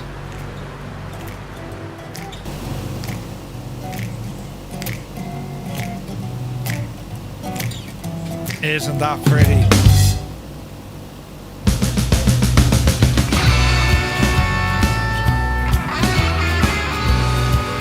Man alive, that's pretty.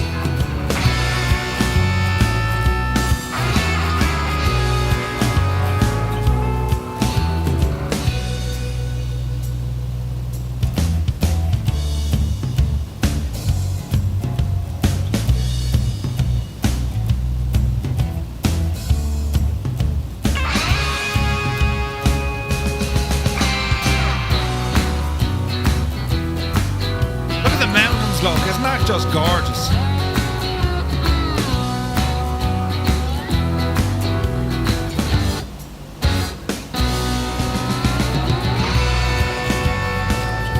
Stunning. Absolutely stunning. So Granada proper is over here. So I'll tell you what we're going to do. Autopilot off. Gyro out. Left turn. Let's go exploring.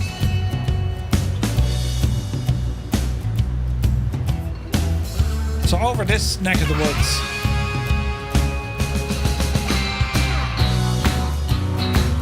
Very pretty. Yeah, I think so, ducks. Very, very nice, isn't it? It's stunning. Are we making a stop at Granada? Yes, sir. Lima Echo Golf Romeo. So Alhambra or Alhambra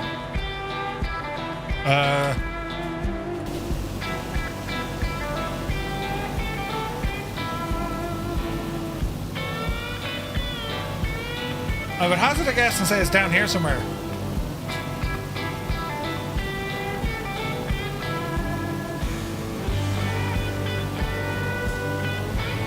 So all going well, we'll be here in a fortnight. Roughly. Alhambra, top bloke, yeah. What's fascinating, I'm mesmerised by it. The building, the technology, and the history, of course. Huge.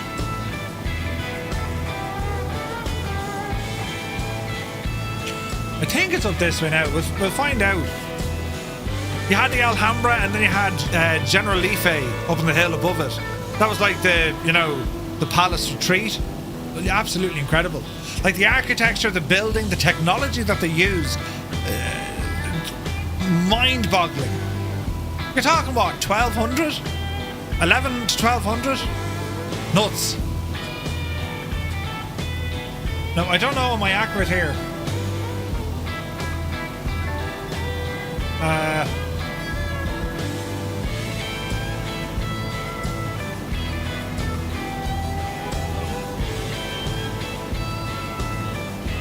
They really need photogrammetry.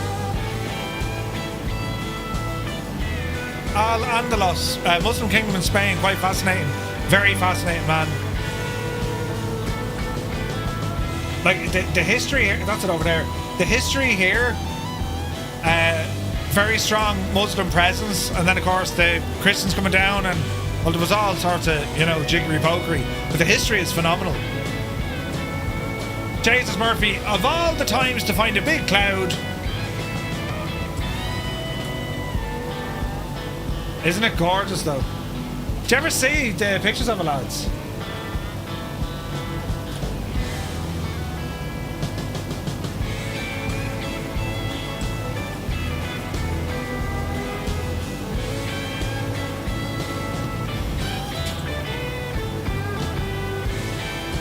So,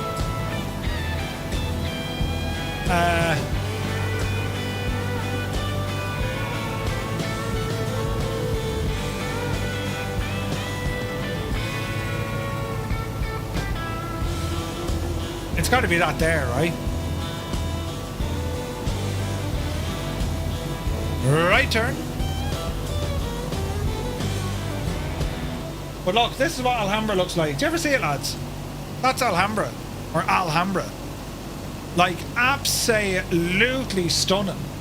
Have we better pictures over here? Like, it's huge. It's massive.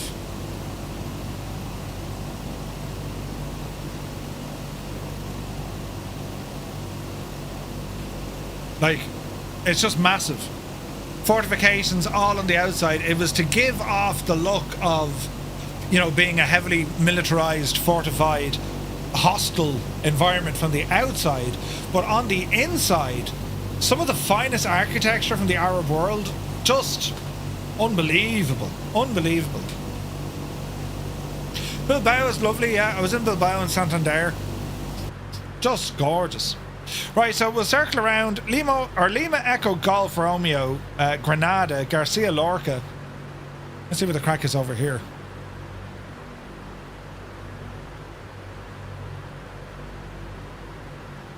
Alright, let's see what we can do. But have a look at it, lads. Some of the pictures of Alhambra, they're just nuts. Like, when you look at the interior of it, look. Oh, Jesus. Right? I mean, look at the detailing. It's absolutely stunning. Look at that, look. Isn't that amazing?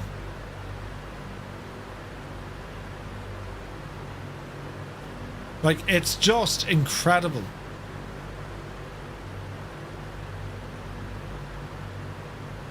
Beautiful.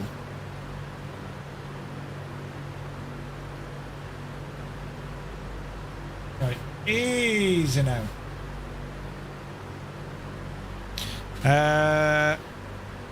Right. We'll rumble over this way. Is Flight Sim 24 working a lot better on Xbox now? Augie, I would say wait until Sim Update 3.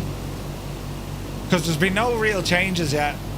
It's the same sim that we've had for quite some time, you know what I mean? But I think once they drop Sim Update 3, that'll make things quite different. Quite different, do you know?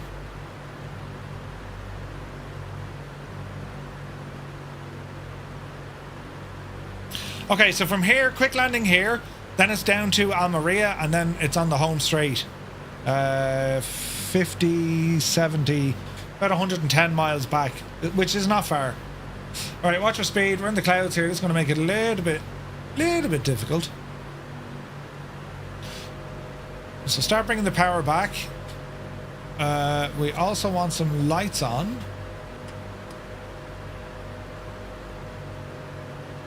Increase the RPM to help slow us down. There she be. And there's the lads over there. Look at the lighting here, isn't it stunning? Absolutely gorgeous. There's Dougal. Sorry, Dougal. Murph, would you ever keep it feckin' steady? Sorry. Alrighty. Are the PMDG aircraft available on Xbox? Not in 24, I think. I don't think so, anyway. Right, so there's a runway. There's the lads parked up. We're going to land on No, we're going to land on 09, lads. Runway 09, dropping our speed back. When is Sim Update 3 arriving? We're not sure, man. I'd say, when they say imminent, it has to be within I reckon this month. You know, 2 to 4 weeks.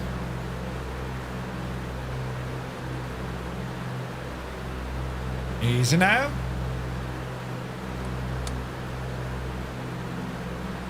Sim Update 3 beta is quite good on Xbox. I got over 500 gigs download. That made a huge difference to the sim overall performance. Nuri, yeah, they say you know, if a fast internet connection really does help. Really does help. Jesus, now I'm the butter between Wombat and Dougal. Gonna wait till we drop the speed to 140, lower the gear, and then start a turn.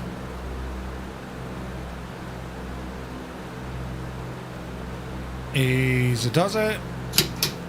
Gear coming down. Loads of drag. Oh, what a beautiful airplane look. Jeez, isn't it stunning? Right, this is going to be a sporty approach. We don't need to get too kind of regimental here. Just put the machine down, Murphy. What's our flaps at? Let's go 20. Start a turn.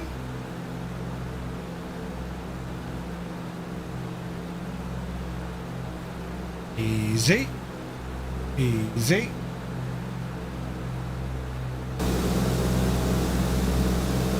Looking good.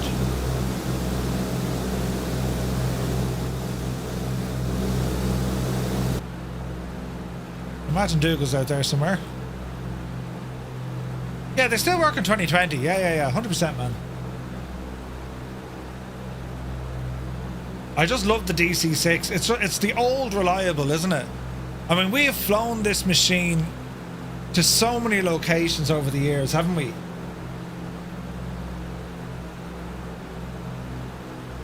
And it's never complained. It always just kind of got us there. It's a fantastic airplane.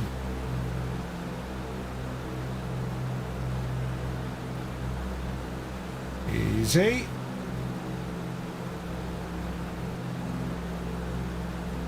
Alright, speed is looking good. Another notch of flaps. Get ourselves lined up here as best we can. Easy. Looking good. Had a couple of my photos from the Alhambra in the media on Discord. Nice and Jammer. We shall check those out.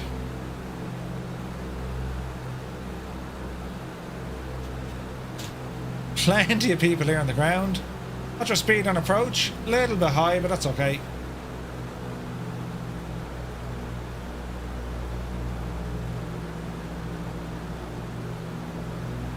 We're looking pretty here, lads. Alright, gear down, prop full. Flaps are set. Approaching 09. Speed is looking good. Right descent. Little bit heavy, but we can flare. Keep it above 100.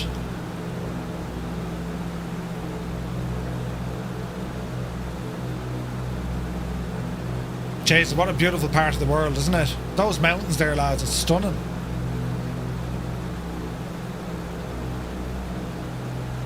Easy. So, the route we've flown, I'm going to be driving that, so I'll be driving through those Sierra Nevada mountain range. Watch the speed. There goes Wombat.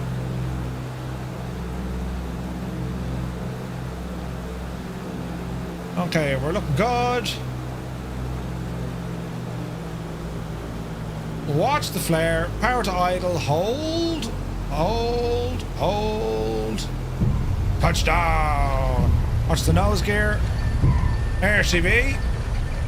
The RPM up just a smidgen. On the brakes. Flaps coming in. Alright. It's a beautiful plane, isn't it? Beautiful. There's our FSR finally coming up. And we'll exit here to the right. Or can we follow? Yeah. We'll follow Wombat.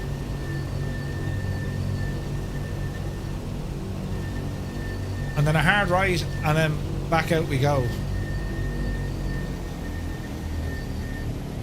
We'll cheat. We'll go up the pathway. There's no way our wheels are fitting on this thing. Oh, balls. There's a taxiway over there, look. Never mind. We've gone the wrong way. Oh, the civil agent horror. Approaching 0, 9. Yeah, our wheels ain't fitting on this. It's alright, lads. Say nothing. 108. Caution! On taxiway! Yes. On taxiway! Calm yourself. I made a terrible mistake. There's earless badger, look. Lenny, good to see you. You're obsessed with your farm? Really? She ain't happy. Steady now, Jemima. Right, flaps. 15, I suppose. Line yourselves up again. And it is time to blast off. Wrong way, so you're only going one way. Listen, it's grand. Right, easy On does runway it. 0, 9. Hold. Power coming in. 30 inches. Stable. Let's go flying. Alright, after takeoff, slight right turn, and we're going to head down to Almeria. Speed live.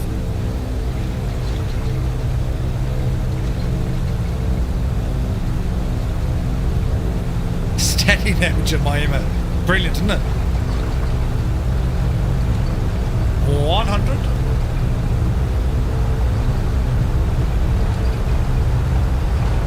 Oopsie daisy.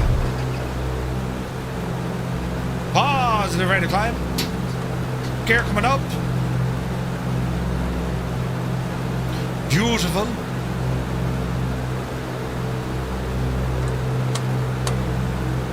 Watch the flaps.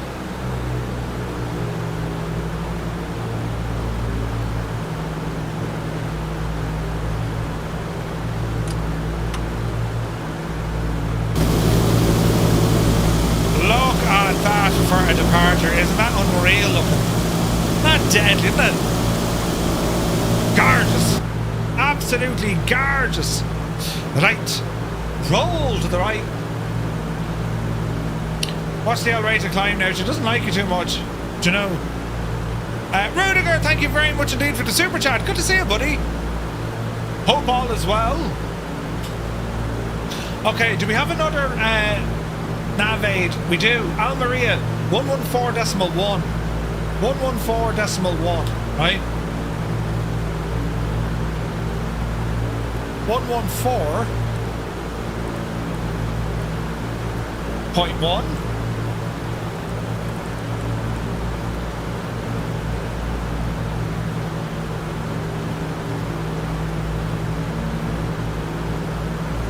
.1. Right, so we're out of range for that at the moment.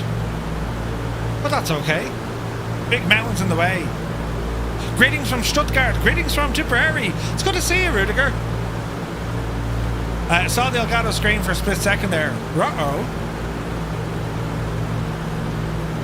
Okay, just watch that rate of climb. Engines be roaring at the moment. Man alive, this is just stunning, isn't it? Retro Prop, good to see you. Must be time for a beer. Hell yeah. Alright, 140 indicated. We're heading over the big mountain.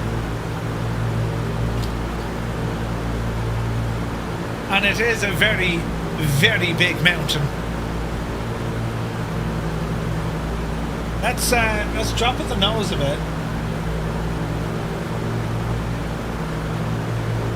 Easy now.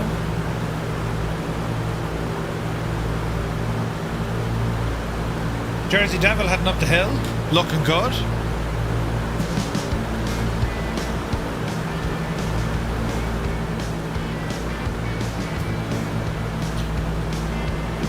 Okay, so we're trying to maintain a decent climb here just to get over this mad stuff ahead of us.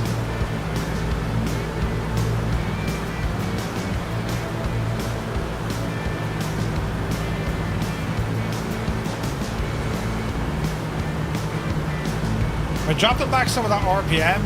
The props are getting a better bite into the air, so should pick up a little bit of speed here as well.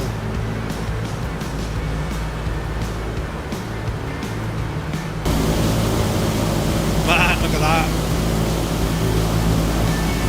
Gorgeous. Alright, straight. No, 1,500 feet a minute. Not too bad, not too bad. Like, we could easily divert down the valley or go around it, but I reckon we got the legs to climb here. It's very, very pretty though, isn't it? Gorgeous!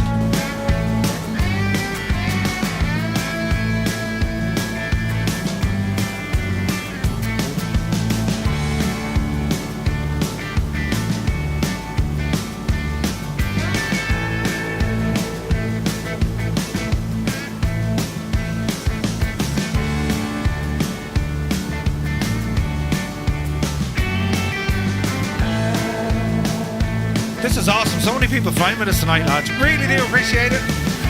You are looking absolutely gorgeous now.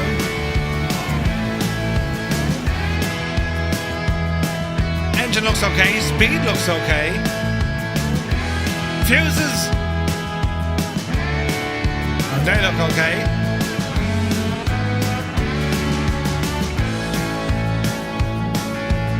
James, look at the height of the mountains here. What are we talking? 13,000?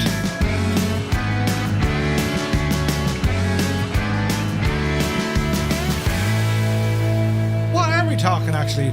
Why can't I see the old Mora?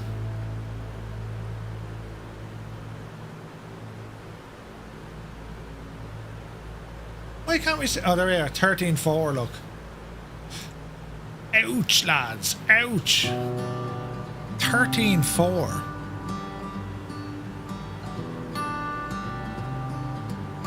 Since when do I have glasses? Well, I've never really had glasses. These are like anti-glare glasses. That's why I wear them. The old eyes to be cut out of you during the day with watching screens all the time. Do you know what I mean? I don't actually wear glasses. There's no lens. What's the word I'm looking for? There's no lens correction or any of that jazz, you know. I was driving during the Gulfstream discussion. My son flies a G350 at its day job. He's been told that Gulfstream is afraid of flights and videos making their way to the internet that could damage their reputation. Really? How would it damage their reputation?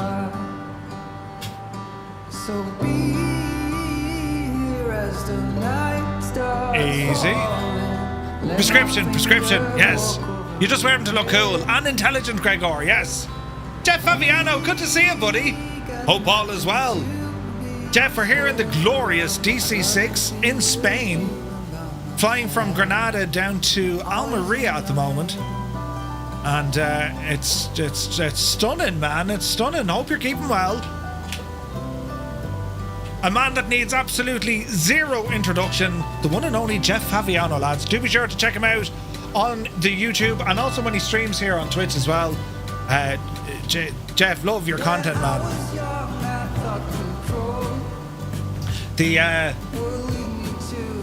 What was the one I was watching? You took out the was it the Citation? I think you brought out. Yeah, Citation flight, man. That's so much fun, isn't it? So much fun.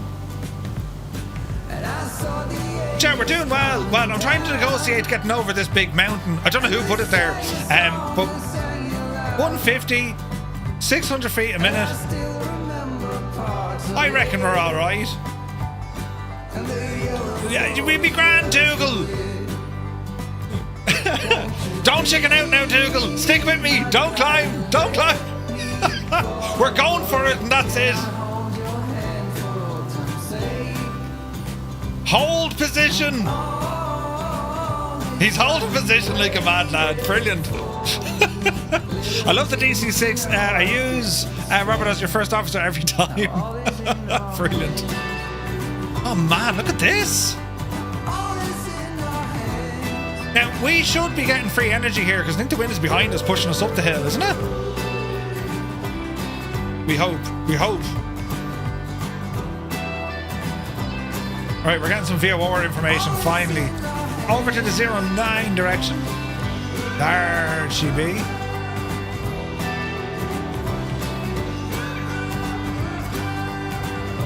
So that's the Almeria VOR we're tuned into. Yeah, loads around Dougal. Sure, Jesus, we'd loads around. There was nothing to worry about at all. Be grand. Hannibal put these mountains in the way, right? Look at the state of that, though. Isn't that savage?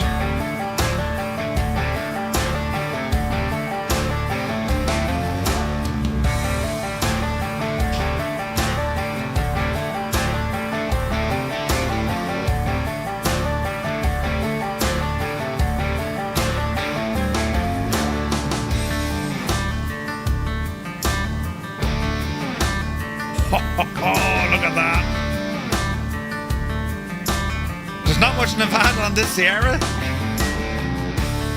The Sierra Nevada. Right. Autopilot we can have an ill conversation with now. Go ahead and turn on the gadget. Activate the gadget. Lock in our altitude. Easy now. Our speed is going to absolutely skyrocket.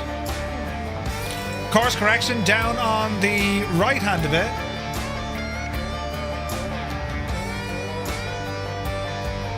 Lovely. Speed coming up.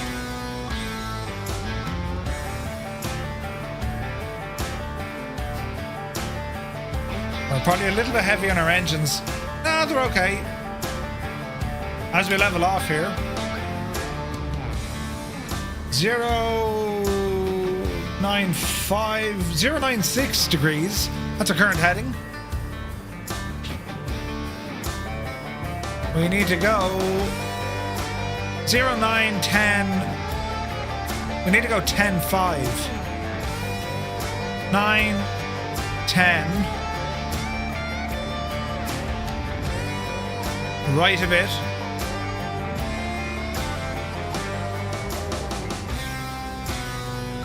Roughly there.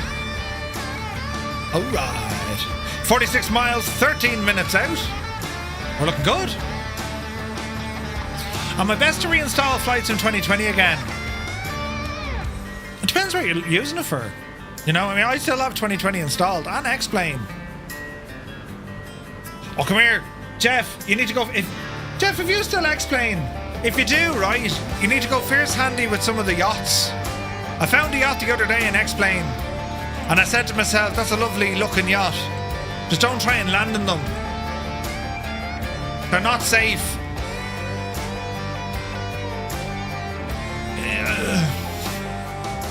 Send an email to Austin. What in the yacht was this? Alright, speed coming up 200 knots. Man, this is pretty. This is so very pretty. Did the flight plan in Discord move? I can't find it. Yeah, we moved them. I'll show you where. You need to have this neck of the woods here, look. So over on Discord, right? Old Veteran 965. Good to see you, Scott. Welcome in, buddy. Over on Discord, right? If you come down to Flight Sim, then we have flight logs. You all need to be able to see flight logs. If for whatever reason you can't see flight logs, go back into Start here and click, and then click again the Shamrock, because it's as if you're missing a roll, yeah? But inside flight logs, that's where you have screenshots and all the jazz. All the screenshots are in there, look. Some really pretty ones. You know, and other bits and bobs as well. Where have the flight plan? Yeah, they're in there, look. Flight plans. You see? So that's where they live now. So if you have any hassles getting to them, just let me know, lads. Just let me know. Scott, I hope you're keeping well. Very happy Monday to you. As we're heading here to Almeria. It's only past these mountains. It's actually right down to the coast. And it's gas. When you fly with Ryanair, I mean, they put you through the terminal fairly quick. You think it's great. Jesus, this is really fast. And then you realise they just leave you sitting out on the ramp for the plane to arrive. You could be out there for like an hour in the heat. Brilliant. There's Wombat. Techno Bears with us. Dougal's behind us. Angels 1-5. Lucky Bow. Retriever Neil. Kilburn. Devil Fly. Nighthawk. Wicked Lumberjacks. Midlife Rex. Nut. Jordanian Sim, welcome in. Who else is there? Techno Bear, Wombat, Retriever, yes. Who's ahead of us? Jersey Devil, Sunjammer, Daddy Plump, Fierce Wolf, Rumpel Zuck, and we have Flyer 10 down there as well. Gorgeous. Yes, indeed, Nighthawk, we shall land there. I'm loving the scenery. This is absolutely stunning. Isn't it? Little bit of a challenge with the clouds, but like, we don't need to worry too much about altitude now after this one. Hey, Clarix is here. Good to see you, buddy. Hope you're well. You may have blown an engine, says Dougal. Ours are purring like 4 cats, well fed in the heat. That's in temperature, not in heat. Let's not go there, Murph. It's grand. Totally fine. Wicked Lumberjacks. Captain's log. Right? That'll do, that'll do. Right, we kind of need to dive here a little bit, don't we? Dive, dive.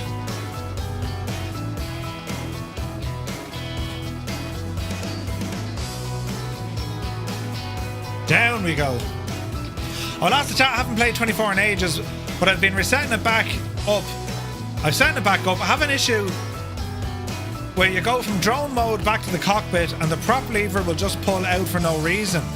I have unbinded the prop lever and I had to increase and decrease on all devices, but it still does it.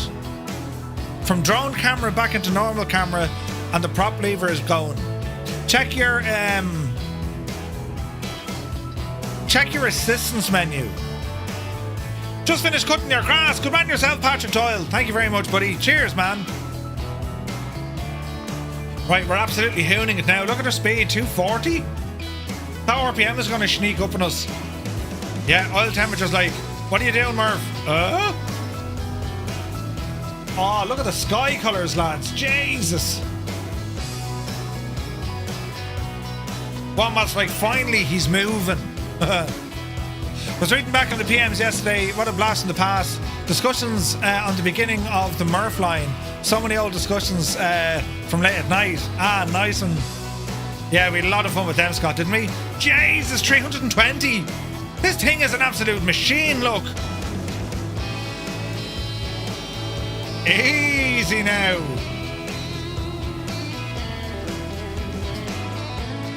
Nothing to worry about here. Right, landing into Almeria, runway 07. We shall head for the coast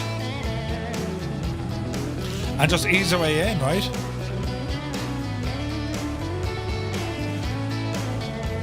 We're kind of going the right way. I say kind of, you know.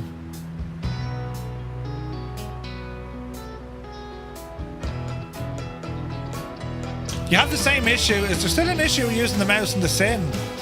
Some people are having an issue with the mouse in the sim, yes.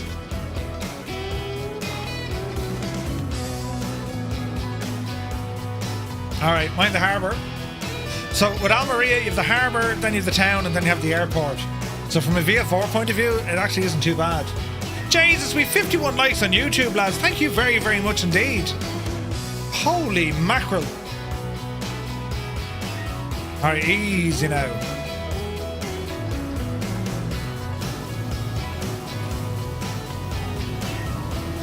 This is gorgeous.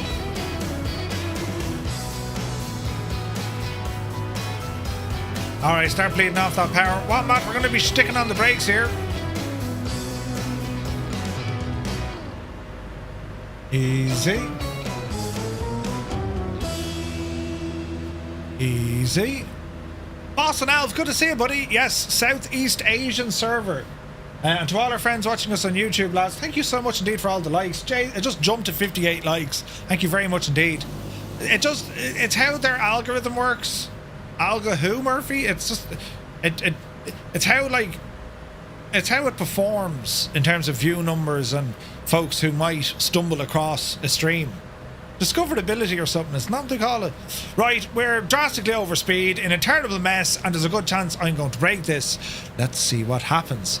That red lighting in the DC is badass. It really is, man. Right, let's see what we can do here in terms of speed. Up you devil, you. We call this one the Egypt maneuver. Gear, let's be having you.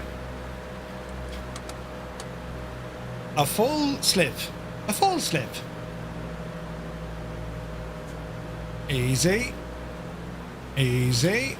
Prop is full to help us out. We're literally flying sideways. Ah, look at this. Yes. Alright. That's enough of that now. The Limbics, good to see you, buddy. Yes, we're going to plan to go middle of next week. Murphy maneuver, right? Yeah, we're going to plan to go someday next week. We're here tonight doing a recce. We're thinking Alicante, Granada, Almeria, Cartagena, Alicante. Something like that. Right, last notch of flaps. There's our runway. We're still too fast. Easy now. Hey, Tima, good to see you. Synchronized Murphy maneuver. Easy. Easy. 140. Approaching 07. All right. Speed looking good. Rate of descent is looking good.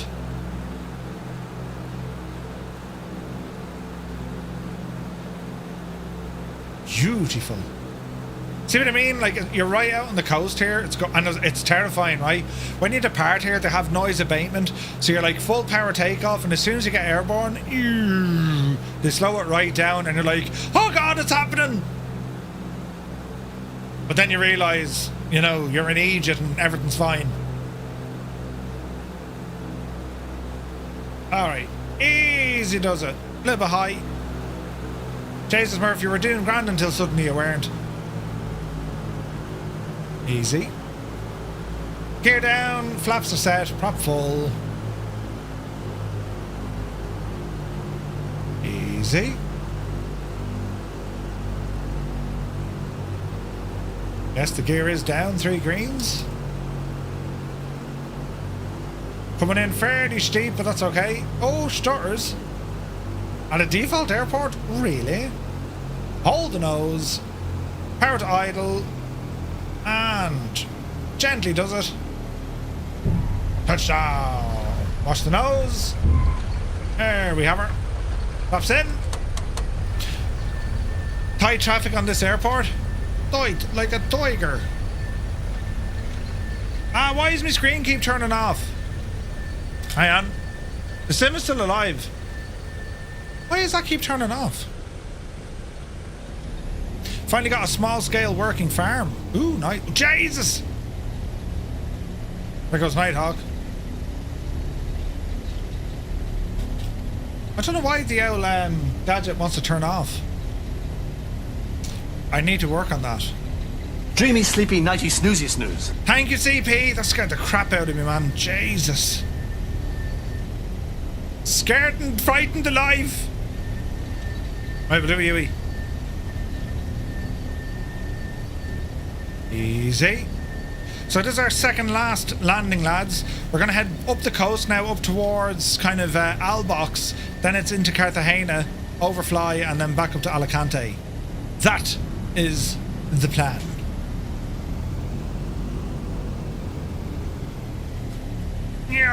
Who is that? The speed of him? Angels 1.5 booting it. Right, taxi forward. Duffman is here. Welcome in, buddy. I need to see why this is not working. I suspect it's the gadget.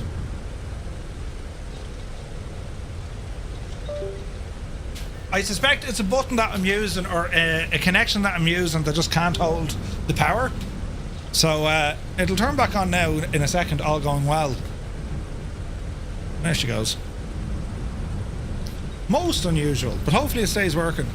You got 40 feet a minute? Nice, man. What do we get? 129. Easy now.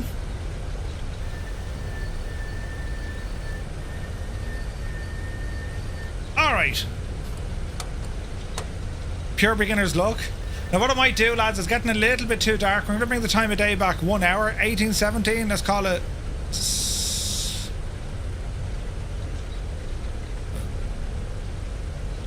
They need to fix the frigging clock on this. We'll call it 1945. Because the clock is shagged. That does look nice though, doesn't it? What a beautiful machine. That is just a gorgeous machine. Caution! On taxiway! On taxiway! Shh. You're grand, Fidelma. Don't worry. Actually, we can turn that stuff off.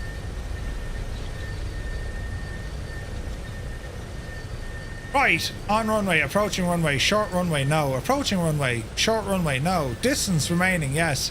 Taxiway, no. Taxiway, no. Announcing unit, yes. Extended holding on runway. Yeah, that's okay. Save! Runway, awareness, okay. Thanks very much. Feet, approaching, 0-7. Was disappointed to have missed last weekend's stream. Early mornings are challenging at the moment due to developing sleep apnea. About to be treated. Limbics, no way, man.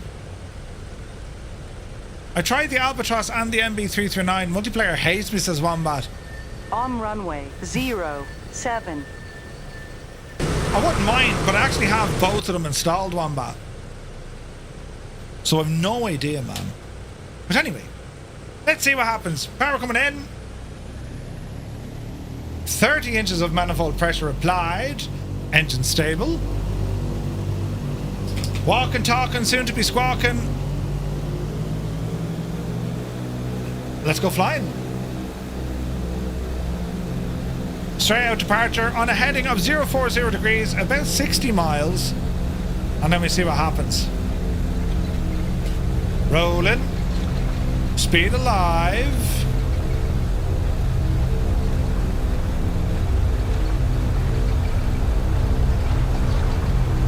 $100. Who's that poor devil? 120. Oopsie daisy. Positive rate of climb. Indicated. Gear up. Cruising speed of a DC-6 about 220. Yeah. I can get about 240 out of it. Yeah, right. Flaps in. Props back a little bit. Easy now. 160. Bit of trim. Left turn. All the veg growers. We're looking good here, lads. What a machine. What a climb out, look. Savage.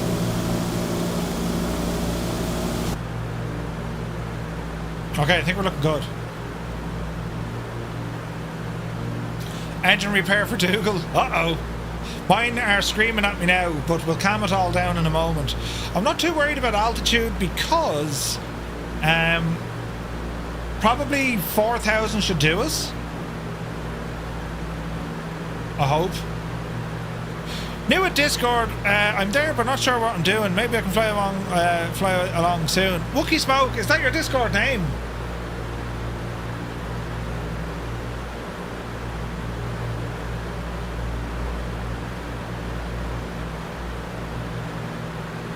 Yes, it is. Okay, so hang on. Keep an eye on me out playing there for a minute. When you ramble into Discord, lads, first thing you do when you land, go into the Start Here switch. Go into Start Here and go down there and click on that Shamrock. Click on the Shamrock, that'll give you access to the server. Has to be the Shamrock. Don't click on anything else until after you click on the Shamrock. From there, you're going to get access to the Bremen Bar, you know, all our flight sim stuff. And what you do is go on up here to the top where it says channels and roles. Click on channels and roles. You can customize it over here if you like, but just go to browse channels and turn everything on. And then once you get familiar with where everything is, you can turn them off again. So you just click on them, turn them on. And that's how you get in and up and running. So start there and all should be well in the realm. Alright? Right. We're looking better here now. Let me see. Autopilot. On. Locked. Altitude. Locked. Heading. There we are. Now, in terms of nav aids, what can we do up here? So we're looking for any kind of VOR or tacking that we can track. We can do an outbound radial.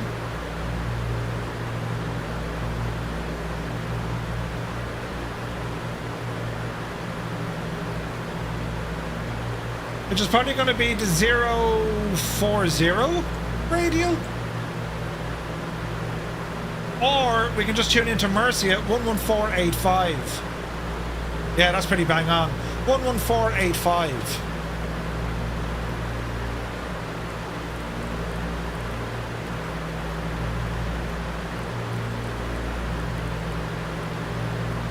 Now, we probably don't have the range in this guy yet, so worry about him in a moment. Oh, look, you got rainbows over there, look. Mid-guns, good evening. That's okay, Lenny. Take your time. We're going to start hooning this one now because we're, well, let's calm the engines down because they're screaming at me, so manifold pressure. Let's go 35. 35, 25.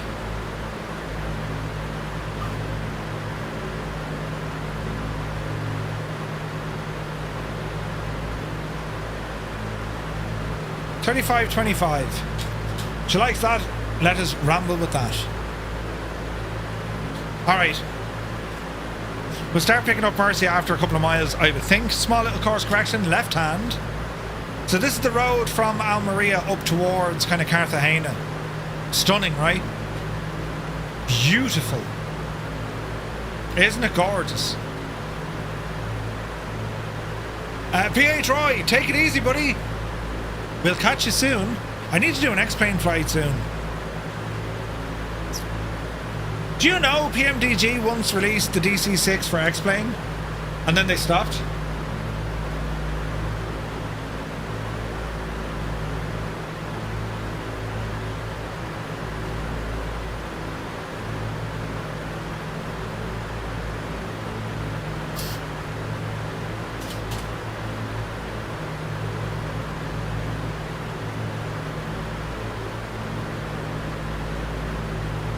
There's been some updates for the Alpha Jet. Do you plan to give it another shot?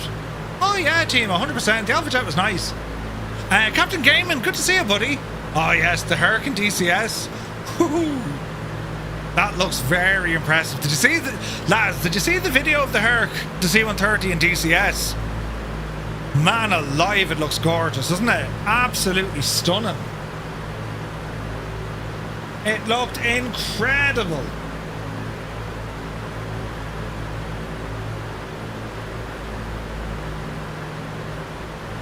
So yeah, very, you need to see it. Oh, Jesus.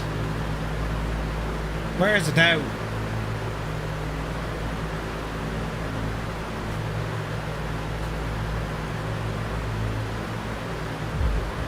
Like this thing, the absolute friggin' hack of this look. Like, the hack of this, right? Disappear me here for a minute.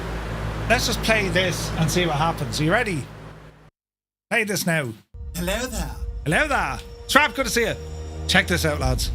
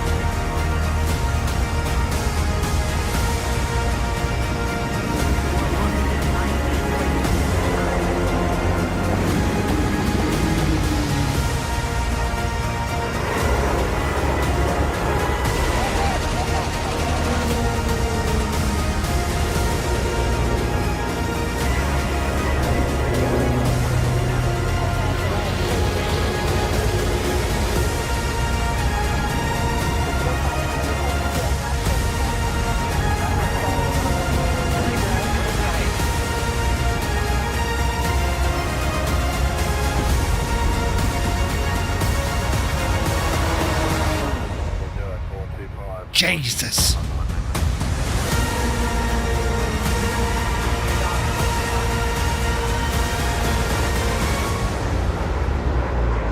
So, like, if there was going to be an aircraft that might get you into DCS, that surely is going to be the one, isn't it?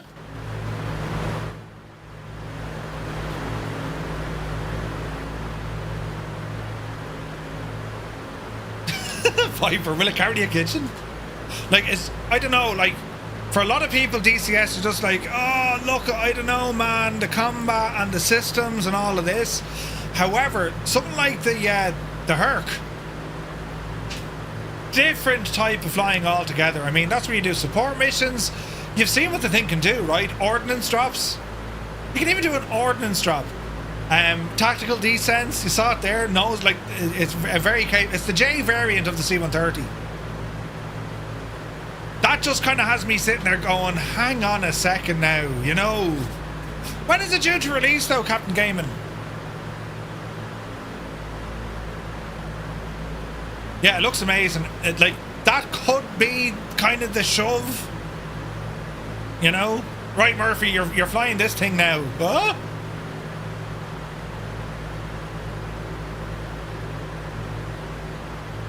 You reckon a month or so? By the end of the year, but they want it out sooner. Ooh. I wish DCS was easier to set up. Agreed. Whoa, Sim Pilot, welcome in, my dude. Many thanks for the raid, buddy. Hope you had an awesome stream. You joined us here in Spain. We're flying up towards Cartagena at the moment from Almeria. And then our final stop back into Alicante. We're here in the Douglas DC-6 from PMDG, an absolutely gorgeous machine in our Firefly Air livery. And we're just checking out some sights. I mean, look at the scenery, isn't it beautiful? Jesus, where's that lake now? That's near Herculovera, isn't it? It is. Ooh. I'll have to check that one. Picking yourself over, brilliant. Deciding something shouldn't be done is where the fun stops. Yeah. Yeah, she took off from an aircraft carrier. Nuts. Now, you know, how complete is that aircraft going to be as, you know, early access? It's hard to call, isn't it? But I tell you, it looks friggin' gorgeous. And as I say, like, if there's going to be an aircraft that just kind of pushes me into DCS, because, like, you don't need to worry necessarily about the air-to-air side. I mean, your buddies can do that. Those who know how to do all that side of DCS, well, sure, let them off. You know what I mean? They can do it. If you just want to do cargo flights, you know, troop drops or ordnance drops or whatever, resupply, that could make it very interesting. Copenhagen, ooh, yeah, they had the event on. It looked mad busy.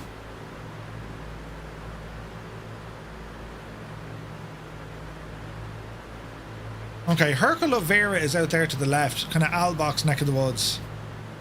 There's already people who just come onto the servers to do logistics and helis. Yeah. C-130 and DCS, target acquired.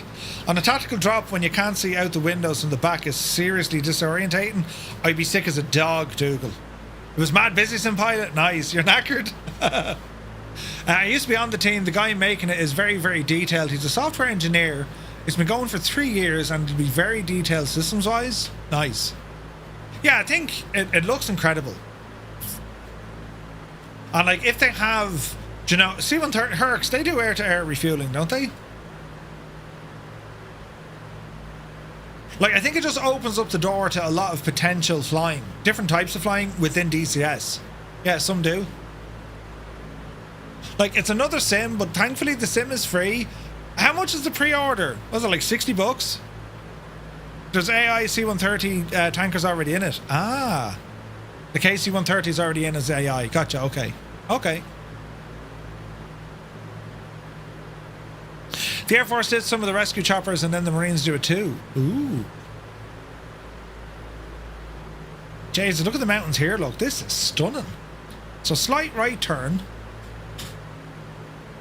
Are we picking up that VOR? Yeah. So we're 9 minutes out from the Murcia VOR. Now where's the one after that? Probably be Alicante. So we're tuned into Murcia and then Alicante after that. Alted 1138.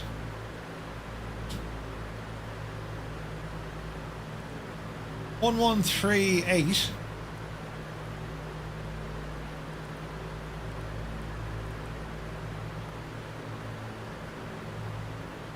(18 minutes).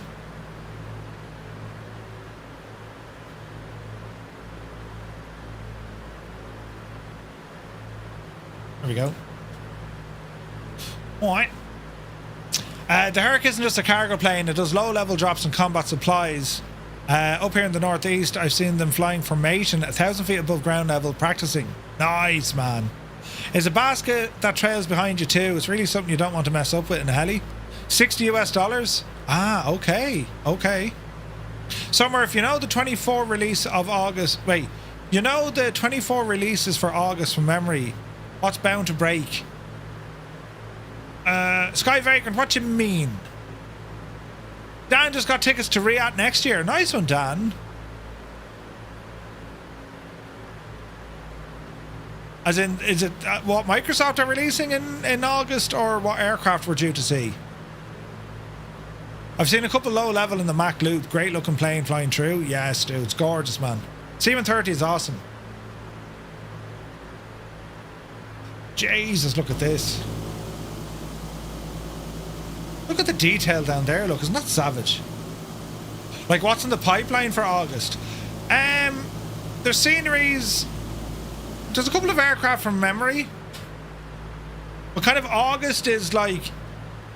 I don't know what's going to happen with Microsoft and Asobo. I don't know, are they going to launch some update 3, then go on vacation? Or are they going to go on vacation, come back, and then release it? I'm unsure. Are we going to do a Herc video, Murph? Could be a good time. Yeah, I think so. Be alert, good to see you. How strong does my PC need to play this? 24? It's... They went on vacation. They went on vacation after 2024. No, like, the summer holidays. They're going to go. PC-wise, I mean, a 4th gen graphics card. I'd recommend AMD processor. Ideally, you know, a Ryzen 7 9800 X3D. And minimum 32 gigs of RAM. 64 would be better. Best wait till after vacation, deal with hot fixes. I think both the Herc and Chinook are going to be great to bring people into DCS. No vacation until some update 3 is done. But what they did the last time, they and this is what they tend to do a lot, they'll release an update and then go on vacation. And there's no sign of hot fixes. That happens a lot. Duke goes on a 3080 Ti, still fine. Oh yeah, 3080 Ti, yeah. Like for me, I would think, like now, if you want to get into flight sim and you're going to be getting a new machine, that's what you want to be looking at, you know? Excessively salty. I'm good with them taking vacations when they need to. Yeah.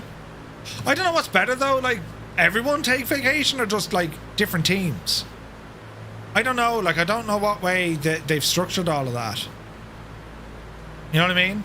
Those who work on scenery, right lads, you're finished now for a while, good luck to you. Those who work on aircraft, right lads, you're now, good luck to you. You know what I mean? I don't know, I've no idea what way to do it, you know? Ross Code, welcome in. Welcome in, Raiders. Time to pull the big switch, good buddy. Me alerts are a bit slow tonight. Well, I'm a bit slow tonight, so it kind of works. Welcome in, Ross. Hope you had a great stream. Welcome in, lads. You're very welcome. We're flying here in Spain. We're heading up from Almeria. We're heading up to Cartagena next. And after Cartagena, it's only a short little jaunt up to Alicante. We're here in the Douglas DC-6 from PMDG. And just a nice little group flight. I'm out wrecking potential spots for a vacation. But thank you so much indeed for the raid. Hope you had a great stream. You're running an RTX 9070. Huh? Goose, that doesn't seem right. They're French. It's either go on vacation or go on strike. Yes. 3070, I was thinking that. Oh yeah, no, when they go on vacation, they're on vacation, you know? Stu just put a couple of pictures up of the oh hang on. Oh hang on, that of the Herc, is it? Ew. Well, there's Pints with Muse fan. Oh, great picture, Stu. Nice, man. Isn't that the older type Herc, though, that the RAF use? Because they're replacing them with the A400s, right? Cheers, Ross. Cheers, buddy. Yeah, they're the older ones. Didn't think 64 gig of RAM would be much better than 32, but it made me sim smoother. 100%. No, RAM is a big thing. Big thing. The J is stretched. I was thinking that.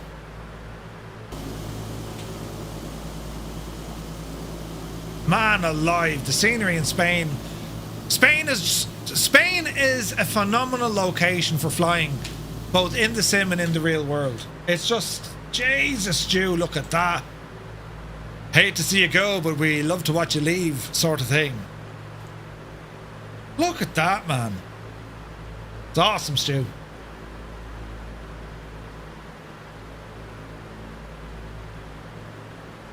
Alright, down the left hand a little bit.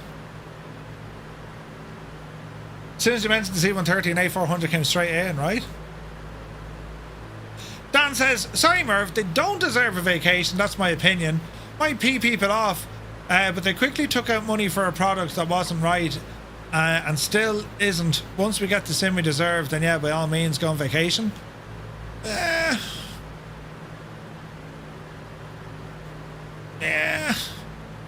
I don't know, man. I mean, look it. I'd be like, vacation's important. Like, you need people to be able to function, right? I'd be interested to know what way the teams are broken down.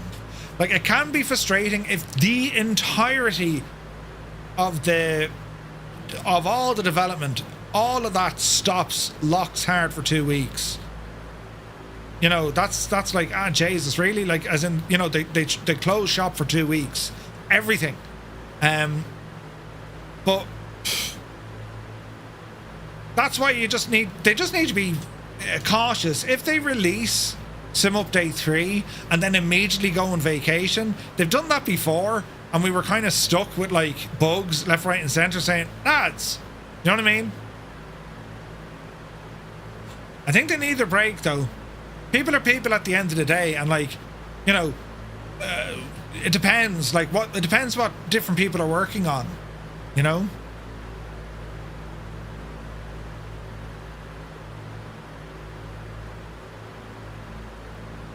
Yeah, like it's the publishing side always puts pressure on it. That's just a way of life. You see that all the time. They have deadlines, they have the business model, they have targets in order to fight off competition or stay competitive or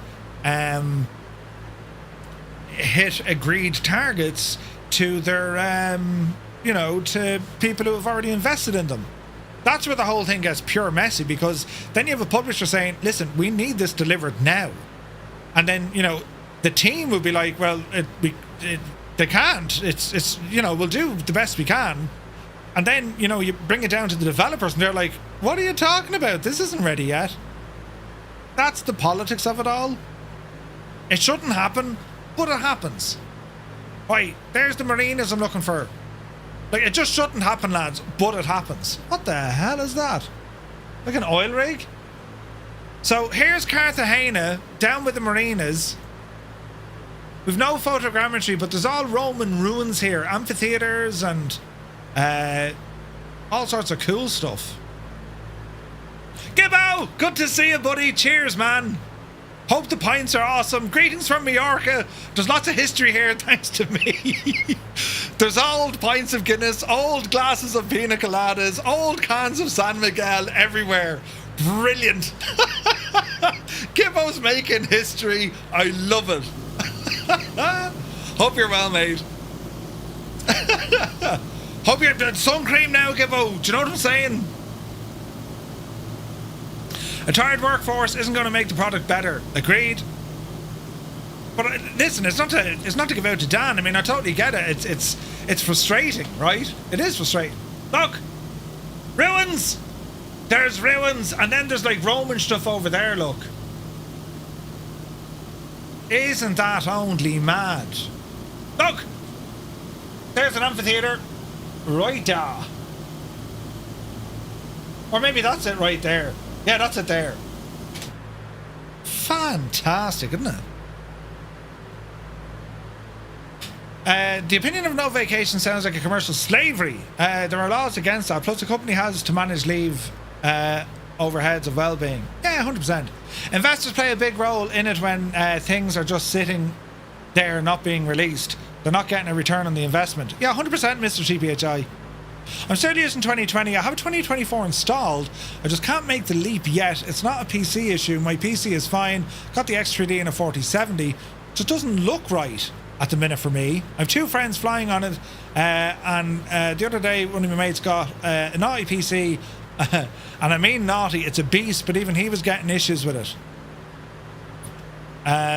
It's not right. Let's get the sim we deserve, and yeah, take a break, but not until we get our money's worth. Yeah, Dan, I hear you, mate. I'm not arguing with you. You know, I mean,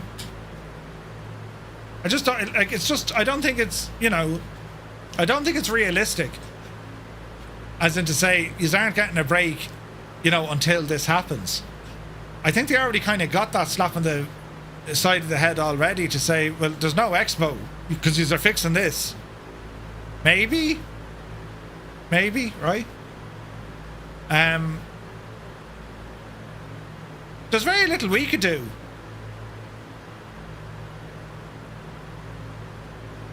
Like, it's kind of Murphy's Law. And I genuinely mean this, right? And you can't help it. You can't avoid it. But what's Murphy's Law, right?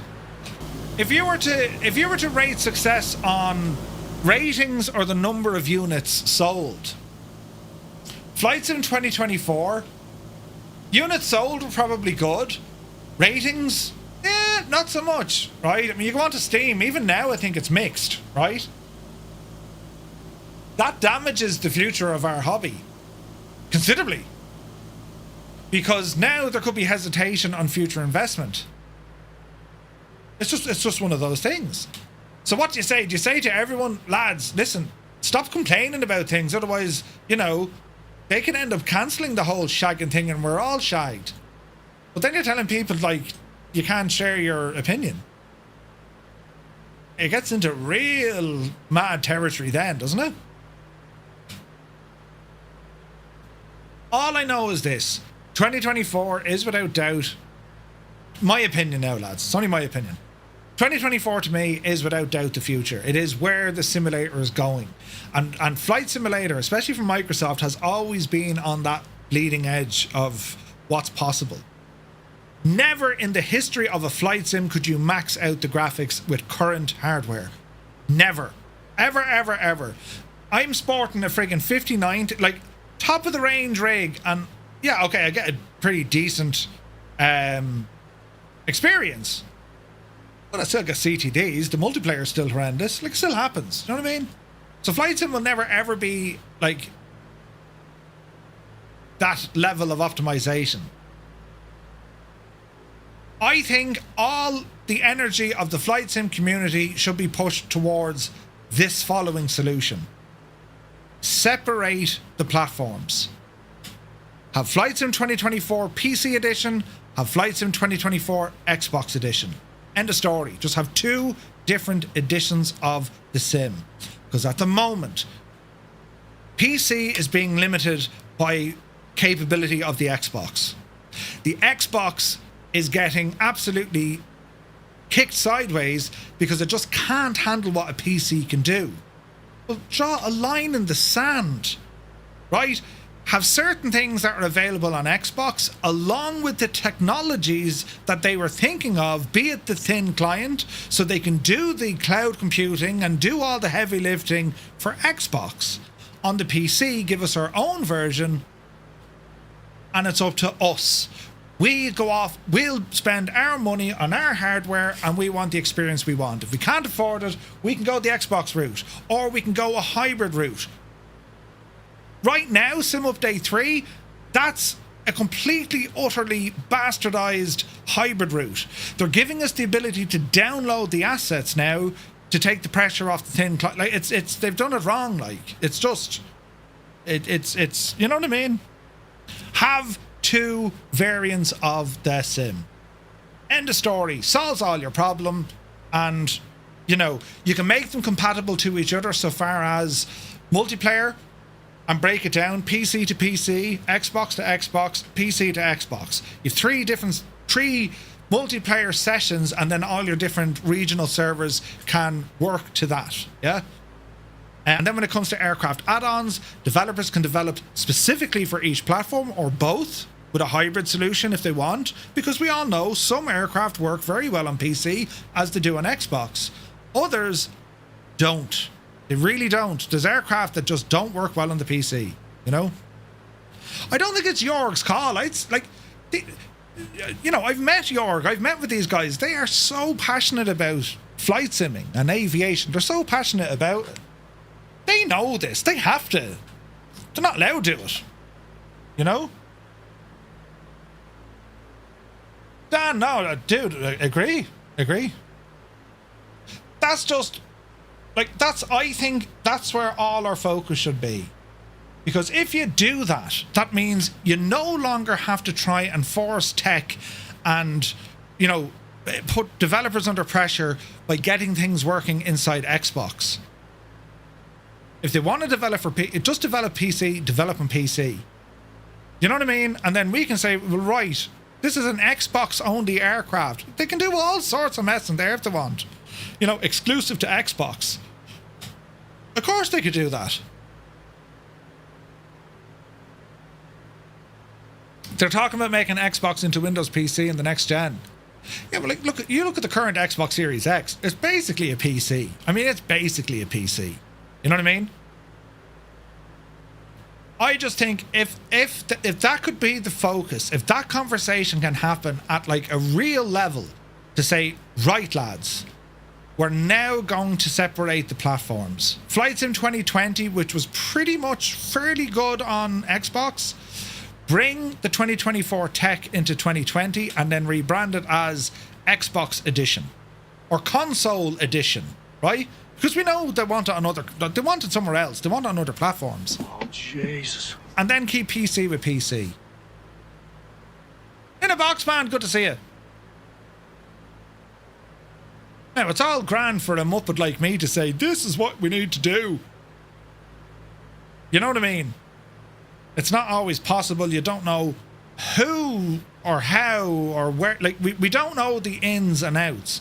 I just think to satisfy all parties, from the community side, it's have different editions of the sim. You'll satisfy devs to a degree because if they only want to make for PC, but they don't need to worry about it. You know what I mean? Because like there is to an extent they've had to reduce the capability of the PC, or in other words, they've had to dumb down the PC capabilities for flight simming in order to facilitate that with the Xbox. They shouldn't have to do that. You just shouldn't have to do that. You know. So who is it that would round up Murph? What? Who said? I'm not sure if there'll be a next-gen Xbox. Yeah, maybe. John Ranger is here. Good to see you, John. Another Ruben, welcome in. Does that aircraft have an autopilot? Justin Mercer, yes, it does. It certainly does. I just think I would be very supportive to having a conversation about, can we have 2 editions on a serious level, because it probably goes against everything that Microsoft wanted from the project. Probably, because they one sim on any platform, but they can still kind of do that. But for the consumer, give us the choice to say, well, listen, I want to buy me PMDG or me Phoenix or me whatever, and I know they're better suited to PC because they don't have, you know, the developers don't have these issues in which they need to work with. And you could say, well, the developers just have to learn and spend more time and become more comfortable with the SDK. I don't know, man. WASM seems to be the biggest problem. WebAssembly. And I know it's in update 3, there's a lot of changes coming, but what do you do? Monty, good to see you. Why can't they have separate servers? Don't know. Forza Horizon 5 is the best-selling PC or PS5 game in 2025 so far. Strap in. Good chance it'll get worse before it gets better. Really? Best-selling PS5 game, Forza Horizon? Find that hard. Wouldn't that be like Grand Theft Auto or something, no? That's interesting. I think the Sim is just a platform for Microsoft to catch the metaverse digital twin. Once technology is on par, they're going to do a lot more with it. Hence, that's why they want it on Xbox. Maybe. This is not the end result of this technology. I agree. This, you know, it never was. Why can't they have separate servers? Don't know, man. How much of it is client side versus server side? Servers are the huge cause of the problems. Agree.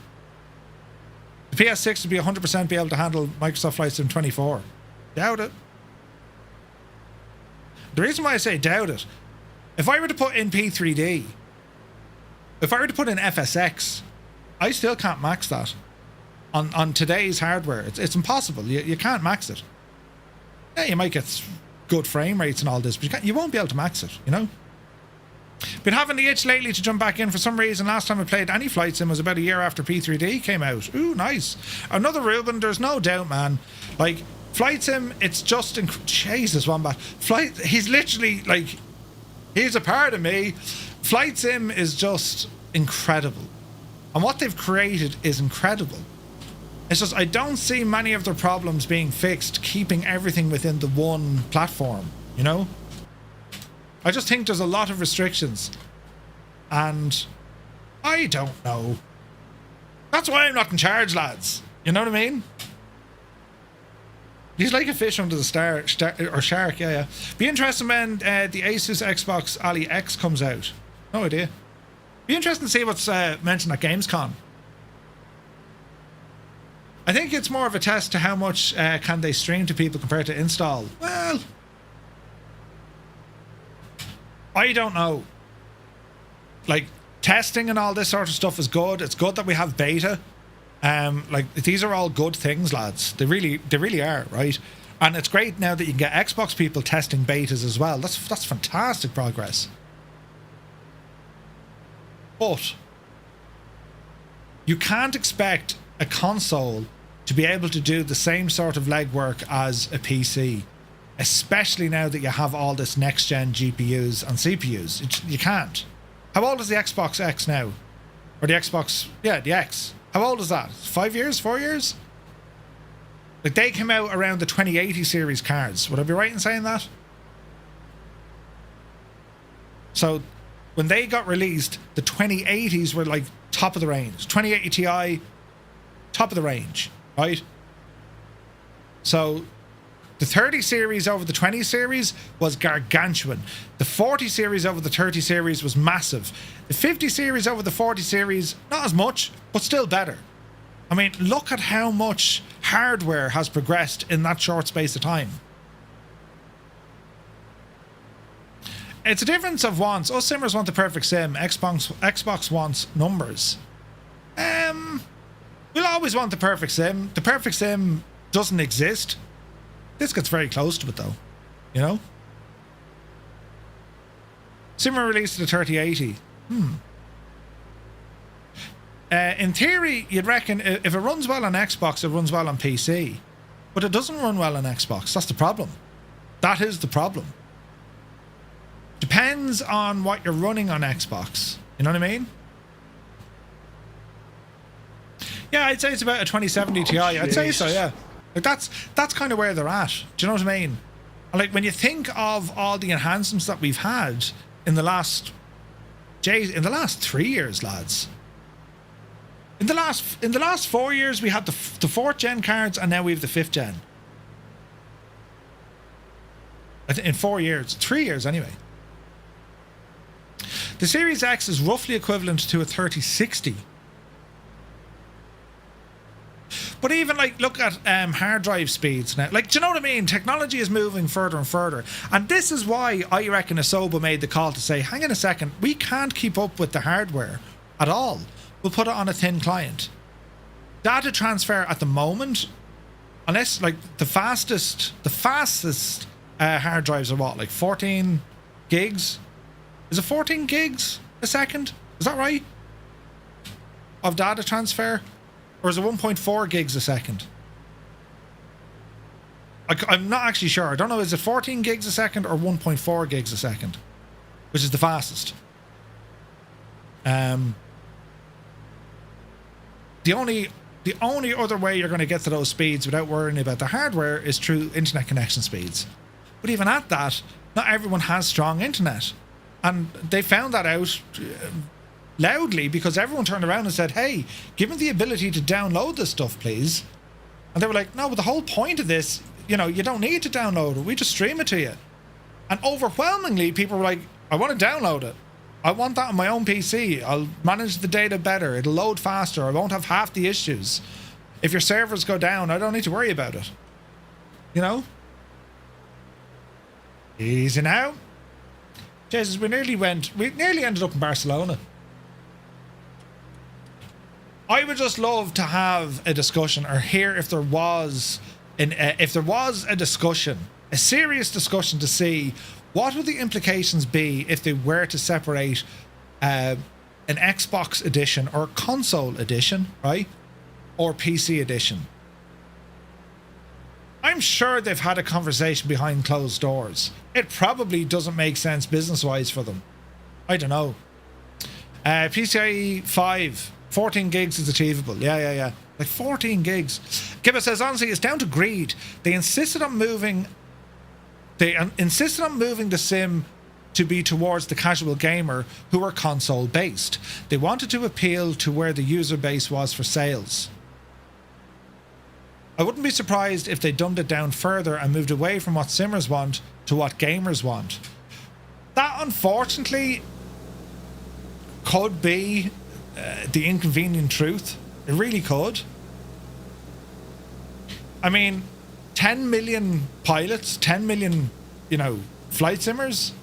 How many are on PC? How many are on the Xbox? You know what I mean? I mean, career mode is purely for Xbox users, I feel. No, put it this way, right? I don't categorize an Xbox pilot being any way lesser than a PC pilot in terms of what they want to experience or what their capabilities or what their skills are. That's not the way to look at it. Because you've PC pilots who only want the game modes, right? And you have Xbox pilots who want to keep this thing as real as possible. I don't think you can't just say, oh, you're on an Xbox, therefore you're a gamer. To a lot of people, Xbox is the only vehicle in which they can get the sim. It's the only method in which they can gain access to the sim, right? It's more to do with play mode or style. And predominantly, those on PC, you would give the PC pilot the option to say, okay, do you want the PC edition or do you want the console edition? You give them both. If you're on the console, you're on the console. End of story. You're on the console. What do you want? Get a PC. Buy a Windows PC. You know what I mean? Like, they've all those options. You know? I'm on Xbox. I'm a gamer, but I absolutely dislike career mode. Yeah. It would be interesting to see how long Xbox pilots have continued with Microsoft Flight Sim, says Cy120. I say there's a lot of them there, but it's like everything. Gamers will jump on and say, right, let's be 100% clear on this. Gamers. What do gamers want to do in Flight Sim? Think about it now. What do gamers, as we would classify gamers, what do they want to do in Flight Sim? They want to blow shit up. They want to jump out of planes. They want to shoot their mate over there. They want to go running through the cabin, having the crash. That's what gamers do. They're game modes, yeah? And yeah, okay, you can put career mode in there. And that's a way of, you know, educating people to say, well, this is the world in which aviation is. Did you know that, you know, you can do this in aviation? It's not all about commercial flights. You know, like, you can put out fires, or you can be a search and rescue pilot, or, you know, you can carry friggin' load slung stuff, you know?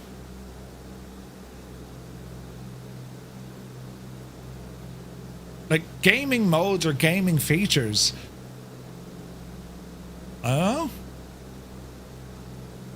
Combat for gamers? Well, I mean, if you go to the DCS crowd and say, you know, you're only gamers, they'll, you know, good luck, good night, you know?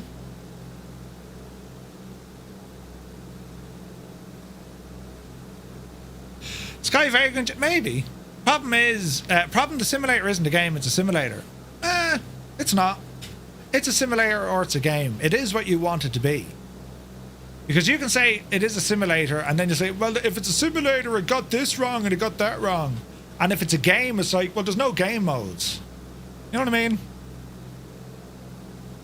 I mean, that's a conversation or a debate people would have till the cows come home. It's not really worthy of discussion, because it can be a simulator if you treat it as such. It can be a game it can be a game if you treat it as such. You know what I mean?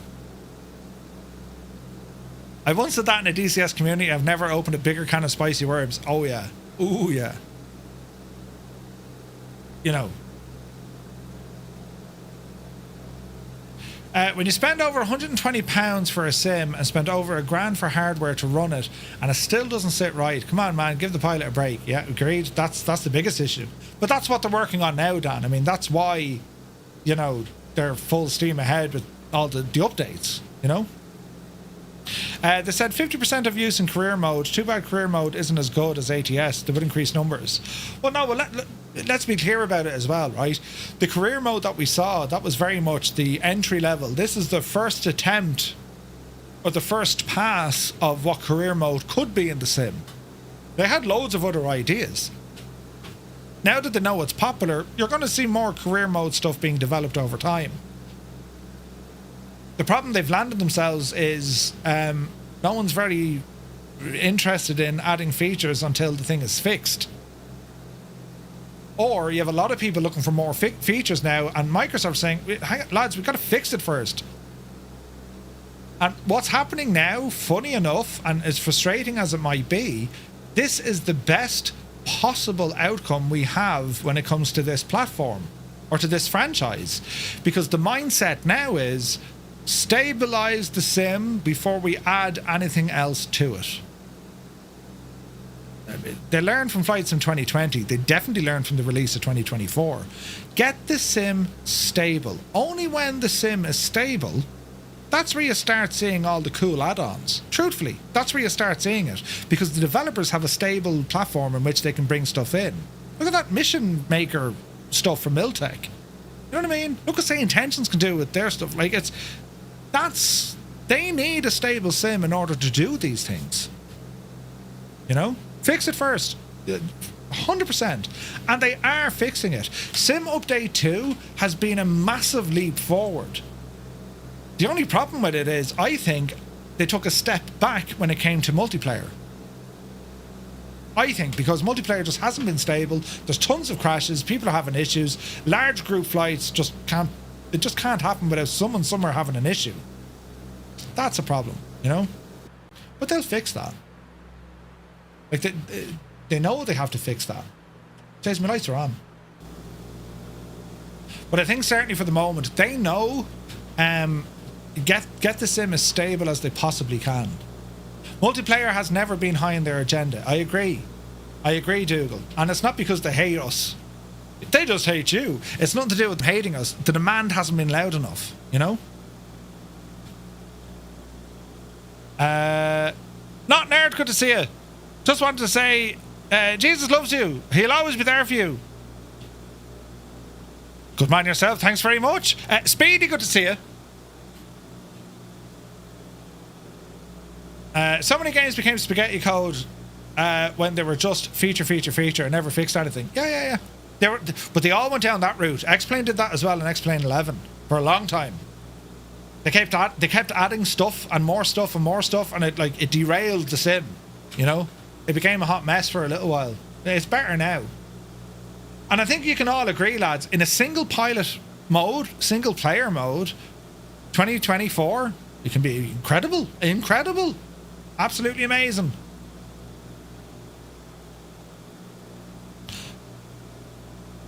What I keep saying to myself is the sim is still in nappies. Yeah, but it is, you know.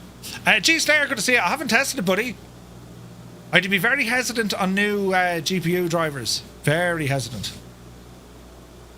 Shadow Mage, they're gorgeous, aren't they? They're gorgeous, man. Corrupt Cow, we're going to hang a right now. Easy.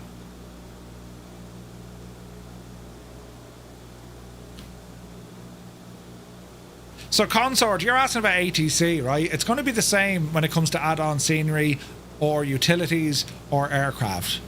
All of that, all of those add-ons, those extra programs with the aircraft, they are all better suited to the third-party developers. End of story. End of story. They do it. They're more passionate, they're more clued in, and they do a better job, I think. And it's not to say anything about, you know, a Sobo or otherwise. Their sole purpose in life is making a stable sim. Give us a stable sim. Gippo, brilliant. Brilliant. I fly on PC, but my daughter would love to fly with me, so she needs. So that needs to be on Xbox. Yeah. Or, you know, you can use cloud gaming, but that's not really great. You know. Consort, yeah. Like, I mean, anything that comes, you know, if you wanted all these features like ATC or, you know, proper sceneries or aircraft and all of this, just give it to the third parties. Microsoft know this anyway. I mean, look at the amount of third parties that now are first parties. You know what I mean? Like, they know it. Colonel Fork is here. Good to see you. Sobo only care about pleasing the two people, and they don't need great model matching. May not be a Sobo. I mean, they're being kind of directed on what to do next, and it's working on all that stuff. But I agree. But unfortunately, when it comes to that statement, Colonel Fork, I mean, the tube liners, that's where the popularity of the sim is. Everyone wants to fly the tubes. More so than your general aviation or otherwise. That's why it's important. Well, not important, but like, when folks see how much fun it is using general aviation, and actually how intricate and detailed and systematic it can be using general aviation, apart from just having the crack, I think it'll interest a lot of people. You don't see the DC-6 being flown often at all. Why? You don't see the DC-3. Why? You know? Even the Cessna 172. Now you can argue, like, okay, of the best general aviation aircraft that are out there, there's really only one or two native now in 2024. Starship is one of them. Too high. I have 9 airplanes and I haven't installed yet. Or they haven't installed yet, really. Even the tubes don't model match well. Well, I think if you're in the tubes, VATSIM, you know?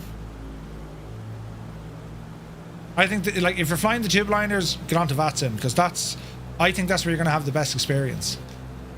I think if we were to do a tube liner group flight... Unstable. What are you talking about? I'm as stable could be, Jemima. I just think there's too many issues with tube liners in a multiplayer setting.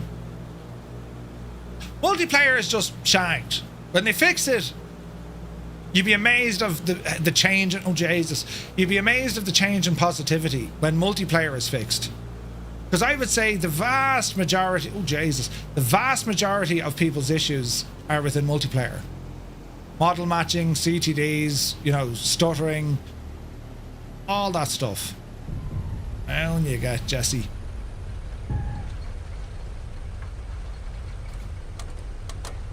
I think once I just think once multiplayer can get to a stage where it's better, and there are ways around it, and you'd be like, I don't know. There's other companies that can fix the vast majority of the multiplayer overnight if they were just given the permission to do so. But as I say, like we could say, listen, these are all very important topics that we must have. If you go to a different community, they're going to have a different set of topics, right? They're going to have their own primary focuses, their own ideas. Based on what I've seen from looking at every community or every flight sim content creator or otherwise, I think collectively, my opinion, collectively, how do you address all of the issues in one very aggressive swoop? Separate the platforms. An Xbox edition or console edition and a PC edition. Keep them separate. Give it 6 months. You'll transform the sim. Transform it. Because think about it.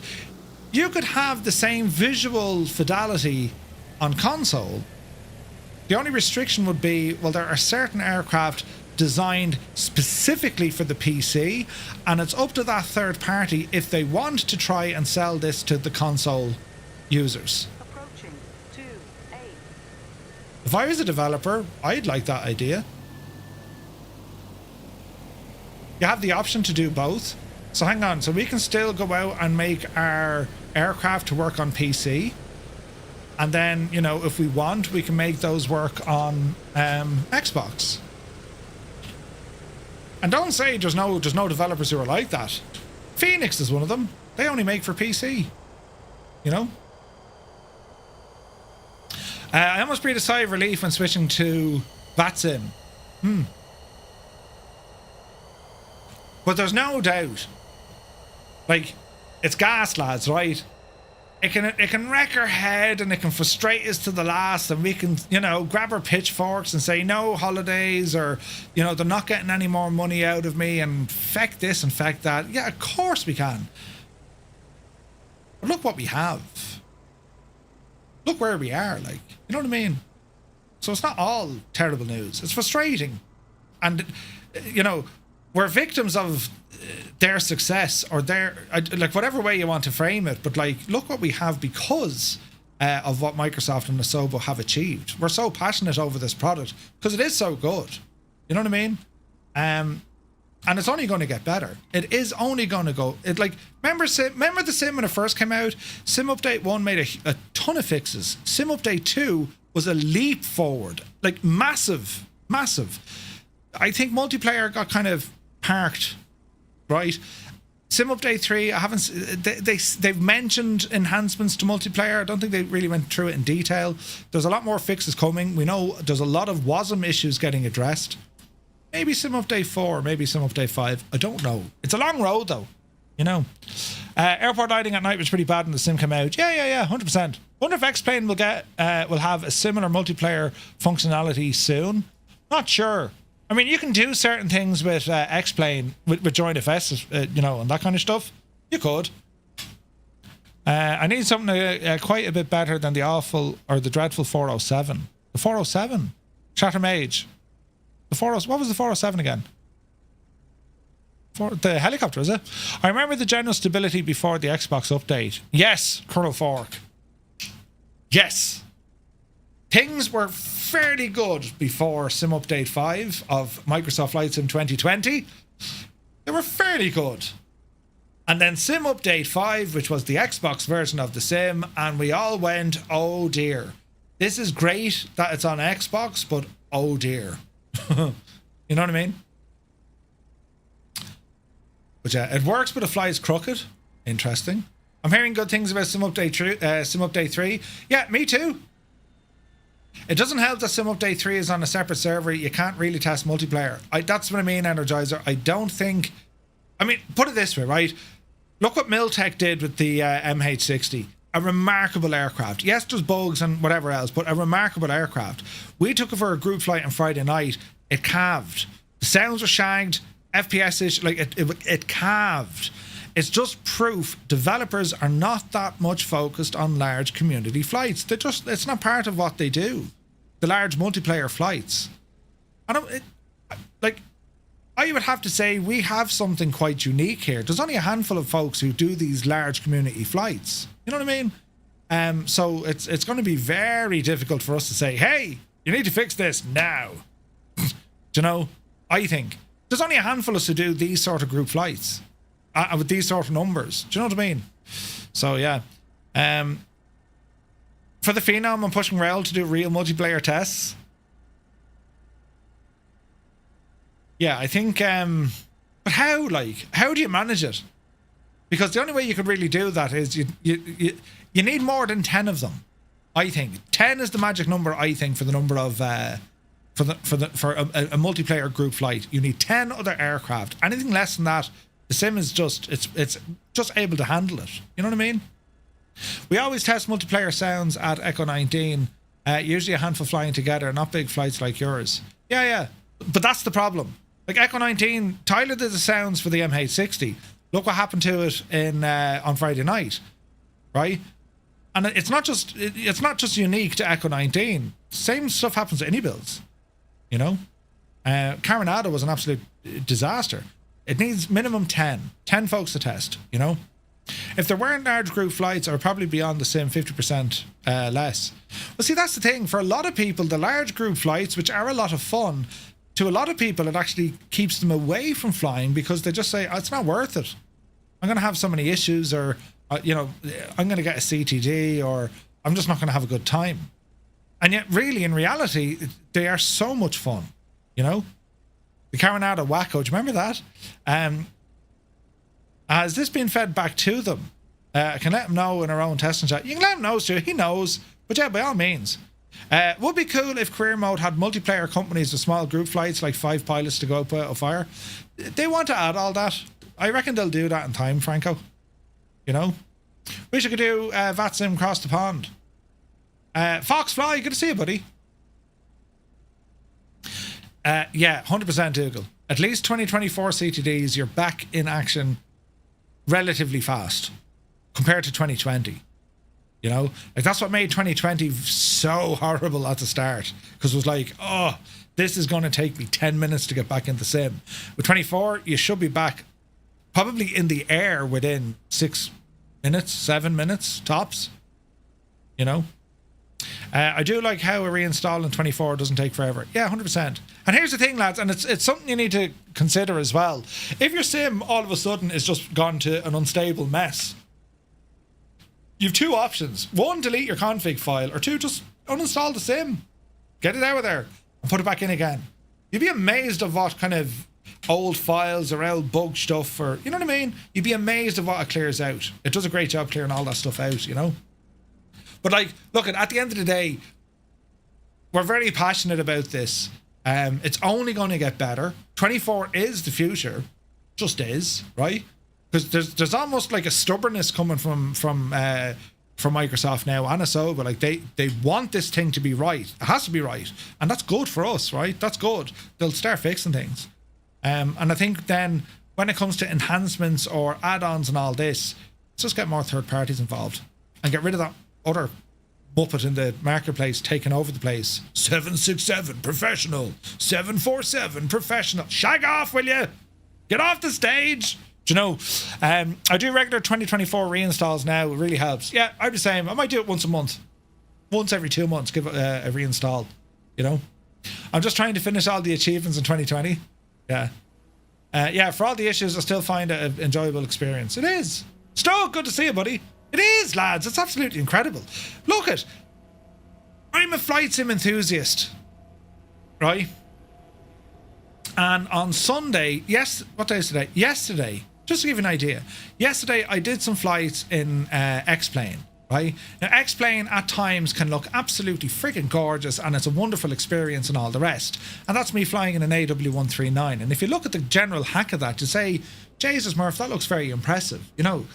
Even this shot here, and granted, okay, I've crashed, but look even how the water looks and how, you know what I mean? And okay, I went through a moving boat. And I'm like, yeah, X-Plane is just simpler, and it's like, look at the state of the ground, right? And then I said, hang on, I jumped back into Microsoft Flight Sim.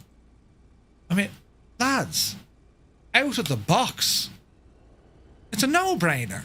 It's a no-brainer. You know what I mean? Absolutely gorgeous. What a beautiful looking sim. The loading times are all on point. The physics, for the most part, as in flight characteristics for me, a lot of them, bang on the money. Bang on the money. So, like, there's no doubt Flight Sim is absolutely incredible. You know? Garlic bread of Flight Sim is the future. And Grenoble, good to see it. But yeah, that's just kind of where we're at. The state of the sim world, but I can promise you, it's only getting better. Look at this! I took that yesterday. That's a photograph I took in the sim yesterday. That's Flight Sim 2024. Like, lads, come on. So, let there be a sim update 3 and a sim update 4. Stabilize the thing. Everything in this picture, by the way, third party. Third party helicopter, third party scenery. Let them lads do that stuff. Microsoft and Asobo, you know, make the sim stable, make the sim accessible. They're going to be onto a good thing then, I think. You know what I mean? But anyway, don't listen to me. Or do, I don't know. If I'm in charge, lads, I'm telling you, there's going to be a national day of having the crack once a month. We're all off today, we're having the crack. But anyway, yeah, it's for all 100% resin. And like, there's so much more good than bad. And they've created us. We're a very passionate bunch of people now because they've done such a great job.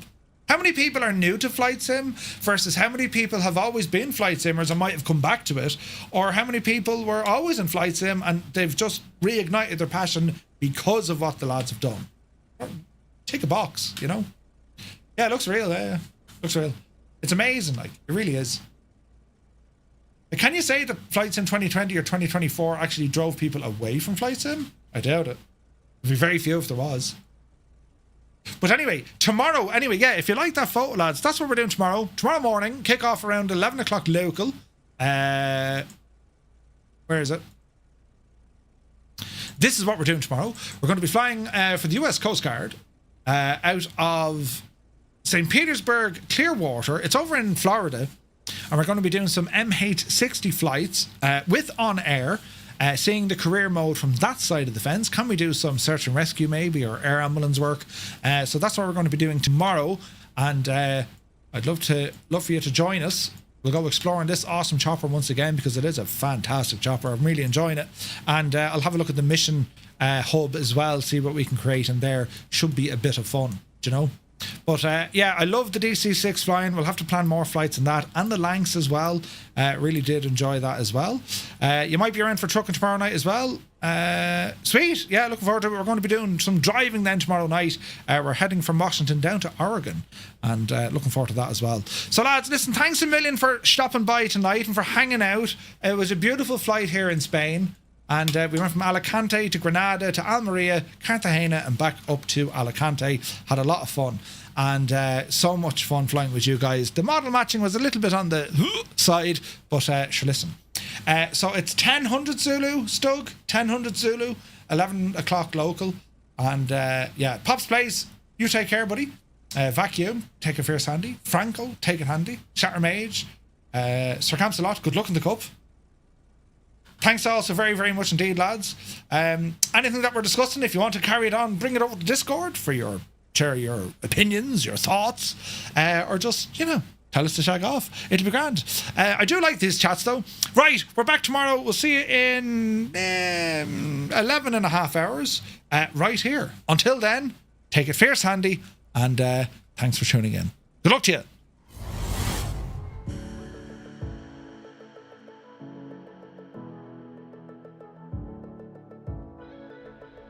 Lads are over there, so we'll have to do a bit of a chicane here. Mother of Jesus! Give out! What the hell? I'm somersaulting, lads. Did you just see what happened to give? Are you in the drink? You ended up in the water. This is possible. Did you just see what? There's I'm upside down in the water. I had a terrible accident. That was even moving. That was like, oh Jesus! Oh man, that was so funny. Steiny, are you watching Twister or something? I mean, that was just. For a warbird, it's one of the finest warbirds ever released in Microsoft Flight Simulator, considering you have the excellent work of Flying Iron. This thing, because of the extra features, because of the because of the optimization, because of how well it looks and sounds, even flying this thing gives you an experience you probably haven't got already in the sim when it comes to flying a warbird. It feels heavy, it feels cumbersome, it behaves differently, and there's a lot of depth to it. It's a cracker, it's a masterpiece. Oh, I never did the thing, look. Shit. Oh, okay. Oh, balls. Thomas, you big scuttling Egypt. Oh, Jesus, there he is. I don't want to know. Oh, I take it all back. Did you just see me scream? Oh, no. That wasn't nice at all. No.